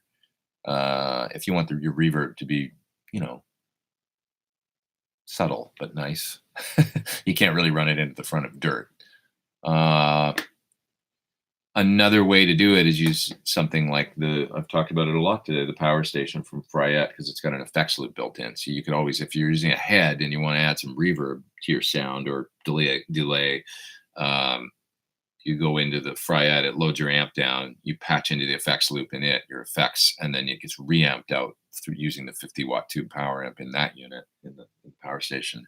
And now you've got your nice clean effects coming post Marshall head or whatever you've got plugged into it, Plexi or whatever. Mute That Bozo says, "You just discovered a local shop that makes nice bodies and necks. That will likely be my next money pit." It's always something. Agreed. But that's kind of fun. You got a local kind of, if you can work with them for exactly what you want, you can go there and pick out the body blank, or, it's kind of nice. So, yeah. Yeah. Pete and Tim are the nicest dudes on the planet, says Chris. Oh, thanks. Tim's a wonderful guy. I love that dude. Hard work killed more folks than all wars combined, says Matt Gilbert. Well, that's true, but something always kills you eventually, says Tom. That's true. None of us get out alive, do we? There's no getting out alive. We're all tragedies in the end. It's true. What is my favorite wailing guitar sound? You know, just high gain, Marshall-esque with delay. Hard to get away from that. Yeah. Let's see. Faith Fuzz, MIFX Neo and GI and the Mighty Green Carrot Pumpkin Pie, says Matt. Neil Robinson says, thanks for answering my question. You bet, man. That's what we're here for. We're all here to, commiserate. Is there any good affordable starter electric guitars I would recommend? That's Pennsylvania Railroad. Honestly, it's like some of the Affinity Squire stuff that came out, or the 60s. It was like some of those guitars that were coming out. They're made in China and stuff, but amazing. For the quality and the real, solid wood, not like, when I think about my first guitar and when I sanded the finish off and I discovered it was plywood, it was like, oh no, it was right here on the cutaway where I saw the plywood. Got to here and it looked like wood, and then I got here and I saw the layers of the polish. And I was like, oh no, I didn't realize it was my Hondo Strat. Is a profile on any amp depending on speakers, mics, preamps, etc., says Z Boomer. By a profile, you mean like a Kemper profile?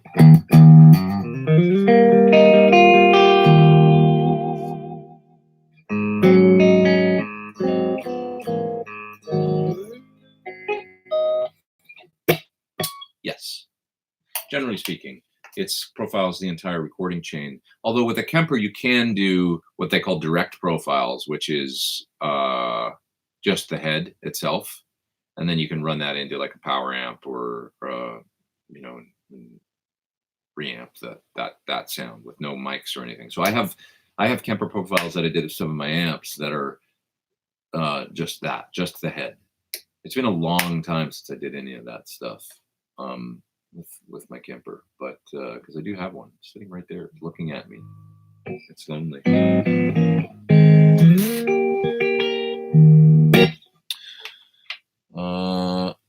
Let's see. Pretty much clean to edge of breakup. It's a 12-watt Fender Excelsior tube amp, says Neil. I think, Neil, you were the question with the reverb, right? You don't need an effects loop if you're clean to edge of breakup. As a matter of fact, to me, reverbs sound nice and juicy, like going into that type of tone with no, like it's almost better because of a little bit of compression and character that the preamp of the amp, running a reverb pedal into a Fender or something into the front end and turning it up to where it's just barely breaking up. It sounds really good. That little bit of juicy compression and slight bit of overdrive gives the reverb and the delay some character and stuff going into the front end. I'm fine with that. It's kind of old school doing it that way, but it's cool, But when you turn up a Marshall or something and try and run reverb in front of it, it just gets really splatty and messy. So, what IRs would I recommend for the Headrush gig board, says Francis? I would go Celestion with, like their G12M. I like the high gain 121 and 57 mix on a 212 or 412. Something like that would be what I would do primarily. Try those because I'm a G12M guy, but same thing for V30 high gain 121 57 mix. The low gain mixes sound pretty cool too, but they're a little brighter. So I find the high gain ones have enough high end for low gain stuff too. I don't know. Most memorable gig I've ever played, one that stands out more than the rest, says Chris. There's a few, but probably the first thing that came to mind was Fuji with Kiyoshi Nagabuchi in 2015. That was the one that came to my mind right away. It's because I'll never play another show like that, I'm sure, unless I do something with him again, where if he decides to try and top that. But 100,000 people at Mount Fuji playing all night, you know, from 9:30 p.m. until 6:45 a.m. in the morning. I've never done anything like that ever. It's a memory that, you know, I wish we could do it again. It's an interesting one because it felt like starting a tour. Like, oh, we should just do this over and over again, but you can't. It was this massive installation that they'd built. I mean, the stage and the, you know, it felt like, oh, we got to do this again like tomorrow and the next day. It's like, no, that's not going to happen. This is a one-time thing, you know. But anyways, not guitar related, but have you seen The Game Changers on Netflix? Says Steven. No, it's about the benefits of a plant-based diet. I'd like to watch that. I should watch that. I should. Okay. Let's see. What else we got here? Pete is much better at songs. Steve Vai is abstract. I love Steve Vai though. He's great. Steve's an amazing. You know what Steve's amazing at? Like many different things, but if anybody's ever seen him live, man, is he ever entertaining live? Like as far as just the ability to hold your interest for an hour and a half playing an instrumental rock guitar, he's a master at it. Dynamics, you know, changing it up, shifting his tones, shifting his approach. He's really incredible at it. And he's a, you know, he's like a musical fountain of ideas too. That's the other thing. Really incredible. I think so. And he's a nice guy too. I like him. I know him.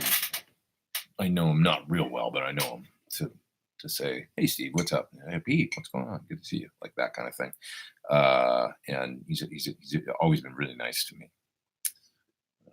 And he's a good guy. If you watch his Tone Talk, it was great, I thought, you know. And he didn't really want to go. He was like, you know, 3 hours in, and he's like, "Oh, I'm having fun, you guys." And he's a good guy, you know, for doing all the stuff he's done. Excuse me. You would think he's maybe more like, I don't know, reclusive or something. He's a great guy. Really insightful dude. Have you ever had a Boss Metal Zone MT2? No, but I did a video of the MT2W, the Waza version, the new one, and it sounds great actually. The high gain on it's got the old mode in it, the classic mode or whatever, and I don't really like that sound. It's the classic, you know, Metal Zone sound, but the new tweaked version sounds amazing to me. Sounds really great. Yeah. There was actually a few guys on Gear Talk arguing that Hendrix would have sounded better through modeling, says Stephen Douglas. Yeah, that's like a different instrument. Not to say he wouldn't have sounded good, but he couldn't have done what he did. His music relied on volume, you know, his approach to guitar. A lot of it had to do with volume and, you know, the whole rig not playing itself. He was controlling the whole rig like a wild. What am I trying to say? You know what? The guitar feeding back and the feedback loop of the guitar and that type of thing, and where that would take him is what I'm trying to say. That was a big part of his style, right? How do you set the pickup height on your signature guitars? Can you show me what on the black one? Sure. I mean, basically, there's a slant. Can you see the bridge pickup? There's like a hitting the microphone. Sorry. You know, there's a slant on the bass side where the bass is lower than the treble side, and that's it really. I just balance it for. I can actually just show you like the.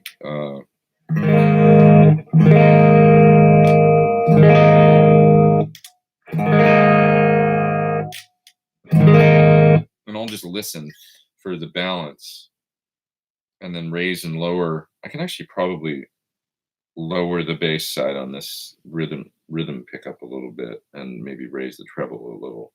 I'm just hearing it right now, but you know, that's it really. It's like they're really balanced pickup as well, because with Thornbuckers the neck pickup is 7.3K or something, or 7.2, and this one's 8.7. So you can almost set them even because this pickup's so much lower output that if they were matched, you'd probably have to drop this down further to get a matched volume. But because the outputs are different, makes sense, right? Christopher Crooms is in the top chat. He says he's gear focused when updating his home recording studio. He's now spending money on sound conditioning of the control room and live room. Can you talk about the importance of this? For me, you know, if you guys look at my room, I don't know if anybody's ever really, okay, let me take a couple photos here and I'll show you exactly what I've got going on. You can see the thing on the back wall there. So that's absorbing a lot because it's this thick, right? And then the bass traps in the corners. But what I really wanted to show you here, if I could take a little, like I'll take a photo. I think I can get a photo of it from up here.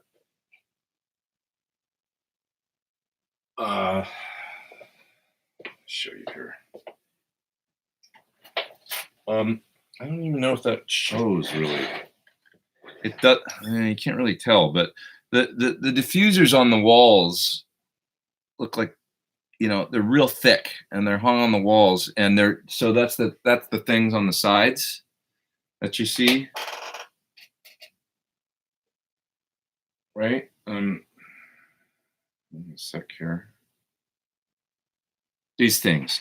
And the purpose of the slats, and then that you can see there's spaces in between them, and the boards are actually kind of, some of them stick out further and they've got a little bit of wave to them and stuff. So what's going on is these things are meant to diffuse above 350 hertz and absorb below 350. So that the reason that they're not, it's packed full of like absorption material. You can see the red stuff behind in the holes in the slats. That's like packed with like almost like rock wool style stuff.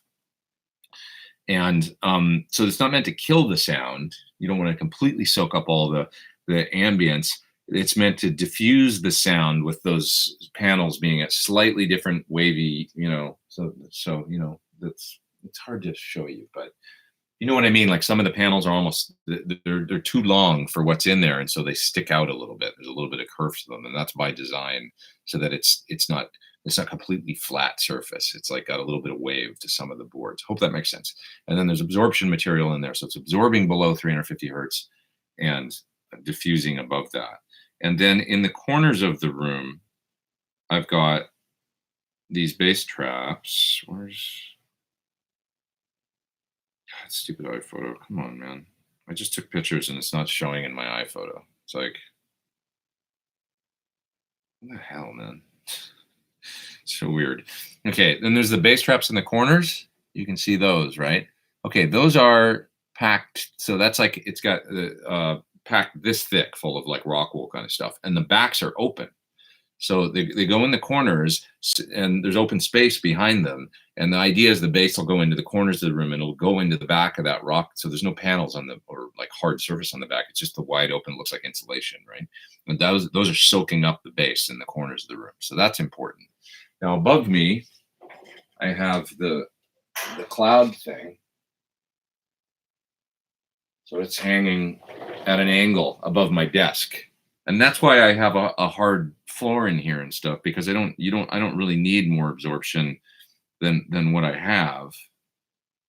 Because with the this thing is hanging above the desk, right? Like that. That's what I just took a picture of. And it's at an angle right above my head. So it's absorbing, and it's the same way. It's actually open back. So anything that goes up and goes into the top of the room and goes in the back of it just gets sucked up. So long story short, I'm sitting between the two diffuser panels that diffuse above 350 and absorb below 350. Bass traps in the corner. I've got that thing on the back wall. There's another one behind my desk over here. And then there's bass traps in all four corners, because this is a rectangular room. It's not built. I've now made it angular and broken up all the standing waves and stuff like that by adding things in the room. I think it's really important. When I sit here in this position at the desk, I can hear quite well, and this is where I do all my mixing, and I'm happy with the results that I get out of here. If you have an untreated room and it's too live, it sounds weird and you can't hear what the hell's going on. You know, it's always problematic. So I think it's really an important thing to have the absorption, diffusion, and I spent a lot of money on these panels. Actually, it was like they're all custom made, and I think it was around 10 grand to have everything built and brought here, including by the way, that for that price, these shelves for the amps, the guy made those too. So I think he did a good job overall. I had a couple issues with him and what he did, but overall pretty cool, and they've served me well, and I've used them now almost for 8 years or something. So, and I've moved them from between 3 different studios, so it's worked out pretty good. ATS Acoustics is your resource for doing this on a budget.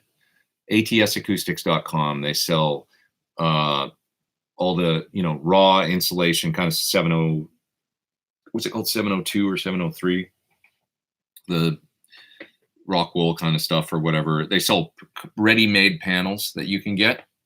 They're really reasonably priced. You can get them in like smaller panels, like about this big, or longer ones that you can mount on your walls, and kind of they'll absorb. They're like what you see in restaurants on the roof and stuff sometimes when they're trying to absorb some sound, either 2-inch thick or 4-inch thick for bass traps. You can get them open back, or you can get them closed back if you're mounting them flat on a wall or using them like a bass trap in a corner. So ATS Acoustics, great resource for that stuff. Thanks for doing the top chat, Chris, and I hope that was helpful. I think it's very important to treat the room, and I'm not really a fan of the Oralex kind of egg foam or whatever, the foamy looking stuff that you just stick on the walls. It's like I think you need to go one step further than that stuff.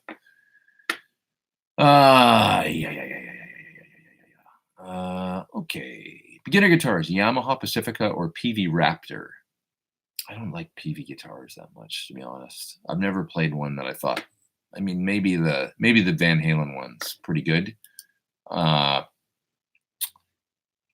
I would go Yamaha Pacifica. Yamaha makes some nice guitars these days for the money, for sure. Quick question from Ray Potter. He's in the top chat. Thank you, man. Appreciate that. He's got a Marshall 212 and he wants to put greenbacks in it. Is it okay to mix a G12H 55 and a G12H 75? Is it preferable? That G12H 55 Heritage speaker is a great speaker, I think. I used to use one. It's the bass cone, kind of the Hendrix speaker, bass cone, heavy magnet. I prefer it, I think, to a G12H 75, to be honest, overall. And I did something with one of them recently, actually. But I used to use, that was a speaker that I had in my Bogner 112 when I was making Guitar Nerd for a while. So I actually did a bunch of recording with that speaker, and I always liked it. I still like it. I think it's a great sounding speaker. G12H 55, good speaker. G12H 75 or G12. Oh, I see what you're saying. Yeah, G12H 75, not a G75, like the standard 75 large dust cap one. Yeah, sure. Mix the bass cone one and the 70. So you both G12H 30 watt style speakers, bass cone and lead cone. I see what you're saying. Yeah, to try it and mix them. I'm not, like I say, I'm not a big G12H 75 guy. I like the G12H 55 personally. But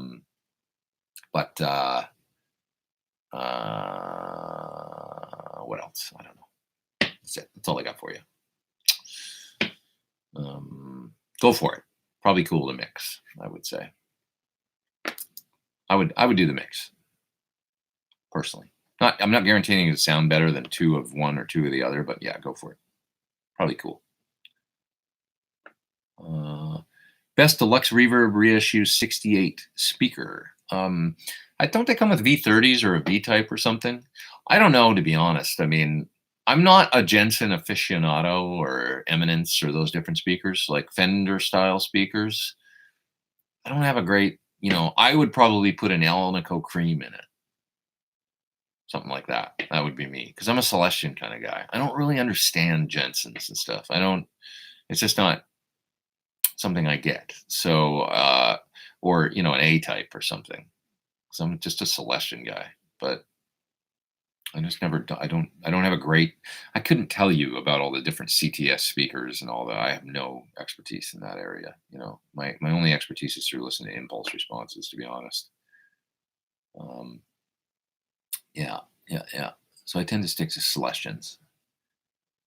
So A-type, or if you wanted to, probably really nice to be the Alnico Cream, I would think. Probably would sound really good. That's a really good sounding speaker to me. Yeah. Andertons have done a few vids on beginner guitars and starter packs, says Odin Stan. Yeah, that's probably a good resource, I would say. I know they do a lot of those, like how to sound like so-and-so without breaking the bank kind of videos. I thought about doing some of those. Favorite budget gigging amplifier, says Hayden. On a budget? For gigs, I don't know. I mean, it depends on the size of gigs you play. And do you want a head and cabinet? Do you want it to sound like a Fender? Do you want it to sound like a Marshall? You know, it's hard to go wrong with some pedals and a PV Classic 50, I guess, for if I had to like put a rig together under $750, buy used stuff or something.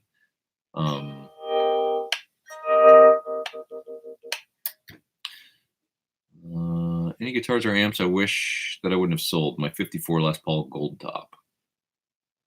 Don't even have to think about that one. Bought one, had it for a couple of years in the 90s. Used it on my first band that I got a record deal with. Used it on that record, and then I sold it. So stupid. Never should have sold that guitar. I would love to have that guitar here right now. Maybe I'll get another one someday. 54 Gold Top with a wraparound, bitching. Good deal. Kind of like my 335. It was a player. It had a headstock repair and the top had been refinished at some point in the 70s, but it looked perfect. It looked like an old one. It was getting green already on the armware and everything. It was real cool. And it was cheap. I bought it for $2,000. 54 Les Paul, $2,000. Sold it. I didn't like to think about it.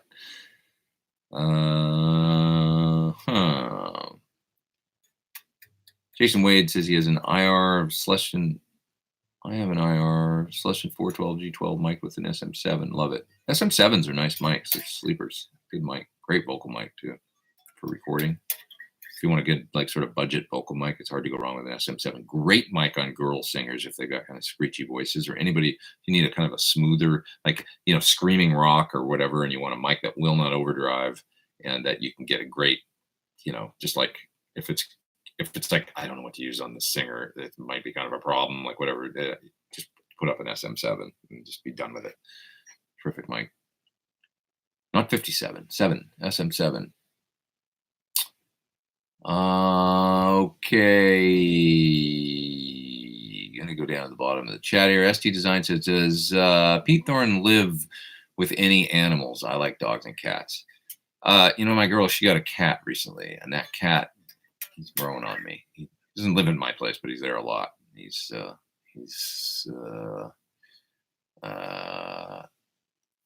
I don't know. They're so damn cute. He's a kitten. He's a little bitey, but he's cute. I love animals. Someday I'll have a dog again.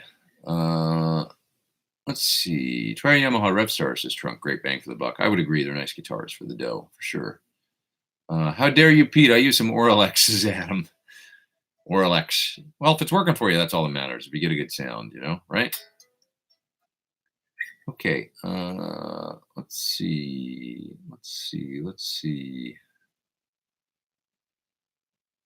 Old Guy's Guitar Vlog says, can you discuss how you set your fees for producing and gigging as a sideman? Many times a gig will just have a, hey, this is what the gig pays. Are you interested? And you get a feel over the years for whether you can ask for more or whether that's just, you should just take it. Or if it's not enough for you, or, once again, my thing is always the music, the money, and the hang. It's my number one piece of advice when it comes to work and taking work. And so in other words, that means there's always three aspects to consider. The music, do you like or not like, or sort of like the music? The hang, are the people cool? Is it a good time? Are you going to enjoy it? Or is it a pain in the ass, with the personalities and stuff? The money. Is the money good? Is it acceptable? Is it kind of crappy? So you can have any two of those things and it'll be okay. So in other words, if the music's good and the money's good, but the people are a little bit of a pain in the ass, well, you kind of just coast through it and get through it. You'll make good money and you enjoy playing those songs. So it's kind of worth it. If the music's great and the money kind of sucks, but the people are fun and they're your friends, you're like, I'll make it work. I'll eat tuna fish a couple days a week so that I can do this gig because I'm having such a good time and I'm playing these songs with my friends. But any one of those, if the money's great, but the music sucks and the people are jerks, you're going to be making money and banking it and hating your life, and it's not worth it. So that's always the thing: music and the money and the hang. If you can have all three, then you've got a great gig that you should try and never lose. But I get a feel for a gig, like if it's a theater type gig and they're selling 2,500 tickets or 1,800 tickets or 1,200 tickets, and they've got a certain number of texts, and you look at the amount of the production, how they're traveling. I have a good sense of what the guarantee probably is for that now. So in other words, what the artist is getting paid, and whether or not, when they tell you what they're offering to pay, I have a good sense after many, many, many years of doing this about whether or not that's fair, because they can only pay you so much, right? And for instance, with like Chris Cornell, I'm not going to name numbers, but with Chris Cornell, with the size of the gigs that we were doing, I know that I was getting fairly paid, actually maybe even overpaid.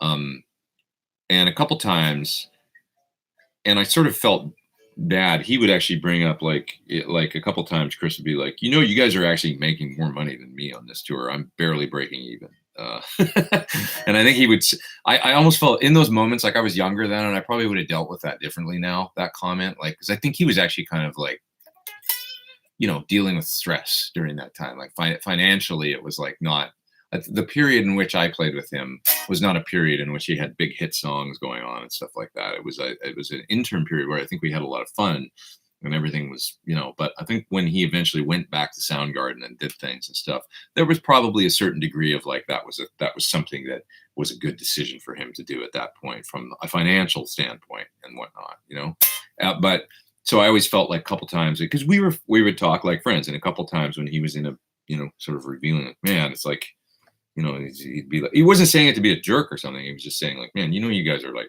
you're actually going to make more dough on this run than I think I am. Like he was just kind of trying to, he was commiserating, I think. And he wasn't saying it to be mean or to be, he was saying it just to commiserate with, like, I want you to know, like, I'm trying hard for you guys to have a, and also just because he felt like venting a little, I think. And I know now from doing so many gigs, like, and what I get paid with different artists and stuff, that he was right. We probably were getting like pretty upper end dough for the level of touring that we were at.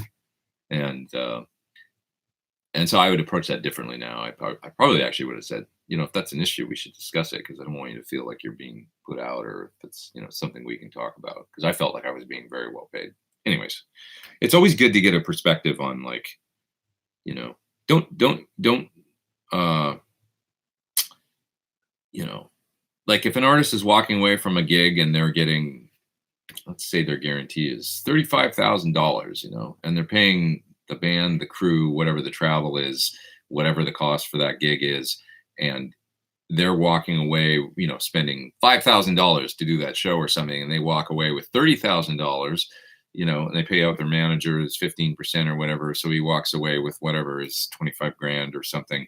If it means that you're getting paid $350 for that gig as a musician, and it would be nice to get 500, for the four guys in the band, it's like, it's not a big outlay for that artist to maybe come out of pocket another $1,000 in expenses for the entire band, right? Like, okay, well, bump you guys from 350 to 500 a show or whatever, if they're going to walk away at the end of the day with either $25,000 or $24,000, it's like, and those are the kinds of things I'm talking about, when I can get a feel for, like, is the band and the crew kind of getting paid like crap, for the level of the, or looking at the travel, the expenses, backline, what everything costs, is it fair?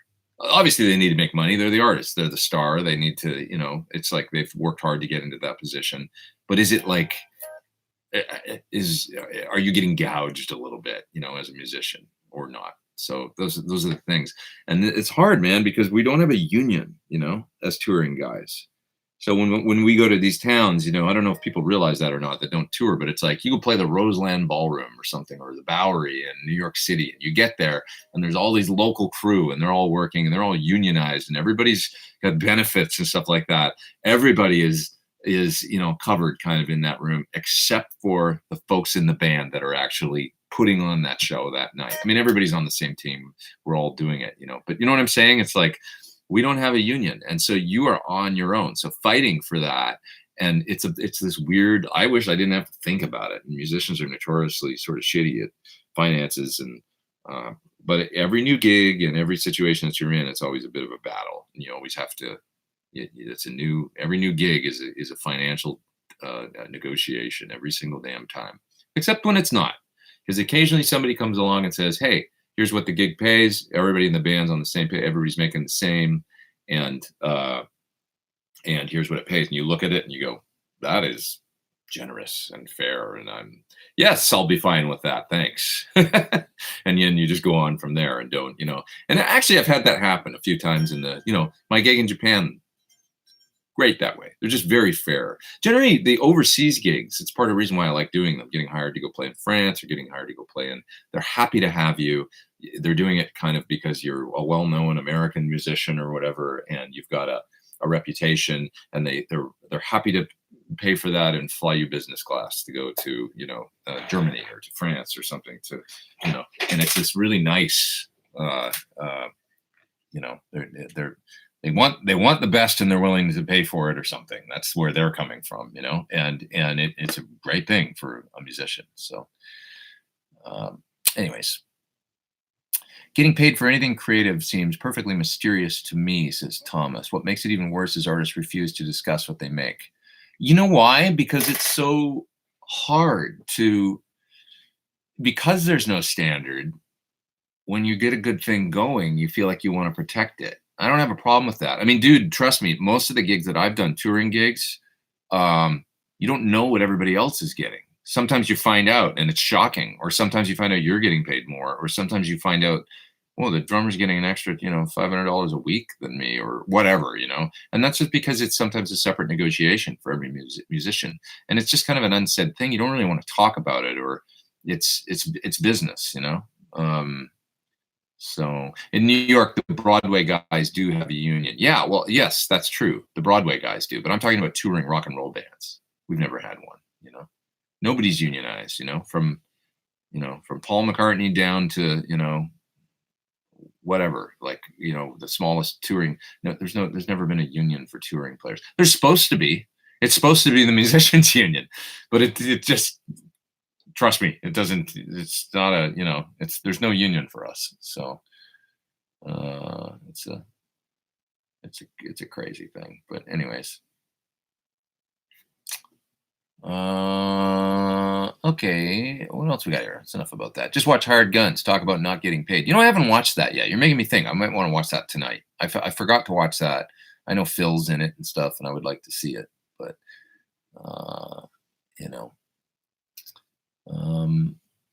okay. I don't know how folks do it on the road these days. Tickets for Big Wreck going for $25 each. How do bands do it? Yeah, I don't know either, to be honest. It's got to be tough, man. Like, because just a bus is like $1,000 a day, right? When you look at that, $7,000 a week, that's a good deal on a bus. $1,000 a day, plus gas. A bus eats a lot of gas. It's hard, man. I mean, it's tough. I don't know how bands make money. Maybe they don't. A lot of people just end up breaking even, I think. Money on merch, T-shirts and that kind of stuff generates a fair amount of dough. Okay. Zainab UR says, I'm sorry for interrupting. Are you the guy who shows up in the video of Seasons with Chris Cornell? Yeah, the one that we did in, I think it was backstage in Chile. We played Seasons and somebody caught it on video. I love that video. That was a great capture of our band in a moment in time. That was like backstage with our band. It's a nice, I don't know if anybody's seen that or not, but if you look for the Seasons Chris Cornell backstage or something, you'll see that video. It's a really nice little video that somebody filmed. I'm so glad somebody filmed that. Yeah. True Tech says, I quit because of being lied to about who was making what. Yeah, I got a little bit of that too. Like sometimes some, half truths or whatever, and then you find out you don't feel very valued, do you? That can happen, you know. But then it's good because then you want to go on to a gig where it's like, okay, I'm not going to put up with that anymore, you know. And I guess that stuff happens to everybody at some point, and then hopefully you graduate to a level where that stuff doesn't happen to you, you know, and you live and learn and build a reputation and all that. Mike says he was in a band where him and the singer were paid more than the rest of the band horn players. I was embarrassed, told them no, I appreciate it, but no. That's, you know, it's like many times the horn players get, you know, they hire a horn section for a tour. Those guys, you got it rough, man. They get kind of the raw end of the stick many times in rock music. The horns never get paid what the other guys do. It's true. Or background singers. Sometimes they're not on the same. Sometimes the background singers get more, depending on like if they're a big part of the show, right? If they're like out front and really a major, you know, but many times it's like, man, dancers on pop gigs, you know, sometimes the dancers are more important. They put the band in the back and they're like, whatever, but the dancers that are really talented or whatever, you're doing the Madonna tour or whatever, they're like a bigger deal than the band, you know, it just depends, you know. Okay. Wasn't that a Rhett Shull video? Music Money Hang. Did Rhett steal my thing? I like Rhett. He might have done that. He might have gone, that's a good idea. I'm going to talk about that. I got that from somebody well before I ever started doing YouTube. So, but I talked about it in a video as well. I think in one of my So You Want to Be a Pro Musician videos, I did the Music Money Hang thing. Yeah.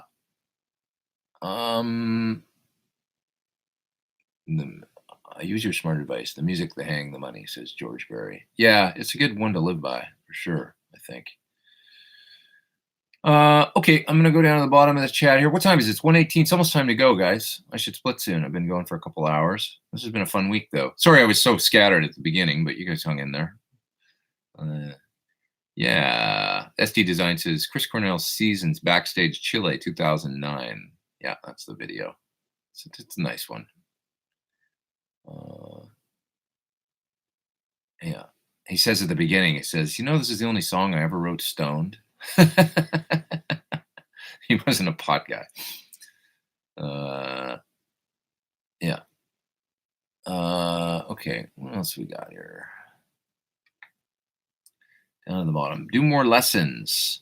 Thanks for sharing your experiences. Yes, absolutely. I've watched that Seasons video many times, says Laurel Davis. Thanks, Laurel Davis. Yogi is in that. Yep, it's our whole band, Yogi and Corey, and we're all there. Teamit says, don't forget to like and subscribe. Thank you. Yeah, please share, like, subscribe. I appreciate it. Mute That Bozo says, another fun stream. Thanks, man. Thanks for being here. You guys are awesome. 360 people online still. I really appreciate it. Dennis is in Nashville, and he says hi. And he says, we like you in Poland. No, sorry, that's someone else. Kuba TV says, we like you in Poland. Thanks, man. I had fun in Poland. I went to Warsaw. Actually, I remember being in Warsaw, playing a festival outside Warsaw the day Michael Jackson died with Chris Cornell. I remember that well. Yeah. It's 2009, right? Isn't that crazy? So long ago. But yeah, I remember getting off stage and hearing that Michael Jackson had passed away. Yeah. I once found out, says Tom, that Tom made more money on an IT contractor job than his supervisor, just because he asked for more money and stuck to his guns. That's how it goes sometimes. It's amazing what you always have to be ready to give the gig up, but you have to know what you want and then ask for it. And it's amazing if you have some negotiating skills and some confidence, what you can actually get if you know, because, you know, you want to get paid what you're worth and all that. And nobody wants to work for free. So a big part of, you know, it's funny, tour negotiations is funny. I almost got an Italian touring gig once, and somebody was advising me, like, you need to ask about laundry. I was like, what? Like, it was like, yeah, you need to negotiate laundry because it's hard to do laundry in Italy or something. And, you know, getting your laundry done is something that you should get in your contract, because sometimes there'll be a contract for these foreign gigs. I thought, God, I've never heard of that before. I'm going to get laundry in my contract. So every tour is different, you know. Every tour is different. Yeah. Who else we got in here? Do I think the more preamp live is good to replace my distortion pedal? I don't know it actually. I have a Friedman BOD, but want more versatility. I'm not sure, my friend. I haven't tried that particular one. Harley says tubes rule. I would agree. I love tubes. Any work you originally decided to take on and later change your mind? If so, what prompted the change? You know, not so much, but I have like thought about doing like an audition and then or something like right at the beginning, I'll generally go, yeah, I'll go out for that. And then I'll go listen to the music and go, I can't see myself playing this. I just can't do it. And it's kind of rare because I'm like to be versatile and try different things. I've got a pretty open mind, but sometimes I'm like, I can't get into this. It's just, and that happened once with a gig, which will remain unnamed, but I went back and forth on it twice. I actually said, yeah, I'll go audition. Good gig, like big tour, you know? And I was like, I can't do this. And I called the MD, who's a good friend of mine. I said, dude, I just can't. And he was just laughing, saying, I get it. And a few weeks went by and I didn't have anything else going on for work. And I thought, did I screw up? You know, and I called him back and said, hey, any chance I can? And the auditions had already happened, but they were doing callbacks. He said, I'll get you in for the callbacks. And I actually I sat down to learn the music then for the callback. And I called him again and said, sorry, I changed my mind again. I'm just not going to do it. And he laughed even harder that time. And of course, it was no skin off his ass that time. They were already in the callback. They ended up with great musicians for the gig and everything else. So it's like, but yeah, that was the one time I remember where it never went as far as me getting the gig and then regretting it. So silly. Nick Gurr. Somebody wants me to say hi to Nick Gurr. Hi, Nick Gurr. Hey, Nick Gurr, what's up? Hope you have a great day. Yeah. Who else here? We got here. Split pretty soon, but Paul Ewing says he has 66 pedals in his rig. That's a lot.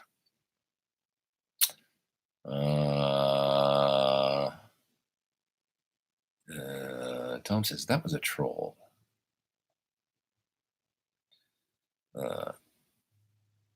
Oh, I get it. What you tried to get me to say. That sucks, dude. Don't be lame. Well, I think I said Nick Gurr. So that's so lame, dude. God, people. You got me. What a jerk. Damn trolls. All right. Vincent says troll. Yeah, loser. Lame troll. That's so stupid.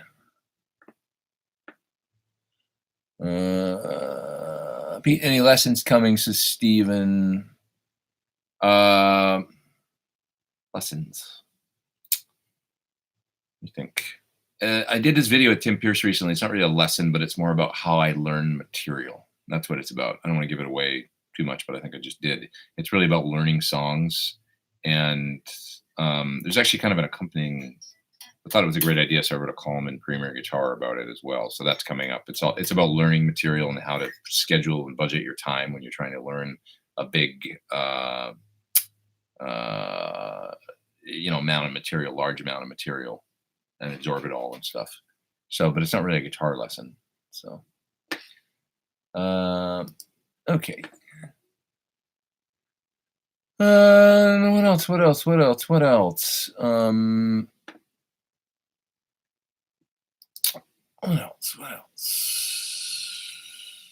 What's the best modeler in the market for all uses? I don't have a good answer for that, to be honest. Basically, it just depends. I've answered that question a gajillion times, but I think Helix, XFX, two of my favorites. The head rush is great too. Every time I listen to the videos that I did with the head rush, which I don't have here on my desk, but I listen back to the songs, it always sounds really good to me. So the tops are the Helix, the head rush, and the XFX 3, for sure. It just depends what you want. Somebody's in the top chat. Rob Jones, have some wicked coffee beans to send your way for Sunday sessions. How best to get these your way? Oh, that's nice. Thanks, man. Send me an email to there's an email contact form on my website. It's the easiest way. Then you don't have to look. But yeah, I appreciate it. All right. What do I think about master guitarists Is that another troll? Ever play Nash guitars? Only a little bit. Jason Wade says, thanks, man. Thanks for sharing this morning, afternoon with us all. Enjoy the remainder. Thanks, man. You guys do have a good day. Do I ever play Nash? Not really. A friend of mine used one on tour, and I played his Telly a little bit. It was pretty nice. It was like a white 60s Telly with a rosewood board. Kind of cool. Wasn't too relic. I find sometimes the relic is way over the top on those guitars, the relicking. Yeah. Do I have a Dan Electro? I have a few. That's Stealth Parrot. I have a 12-string, two 12 strings actually, a hollow body and a solid body, and then I have a 6-string with a trim, and they're nice. All right, you guys, I'm out of here. I gotta go. I gotta get some stuff done. I'm gonna get a video done for the what's it called? The Source Audio. I always forget the name of the pedal. The Collider. Delay and reverb. I'm gonna work on that. I'm gonna finish my video trying to match the tones of the PT15 and SL Plexi style amp and all that good stuff.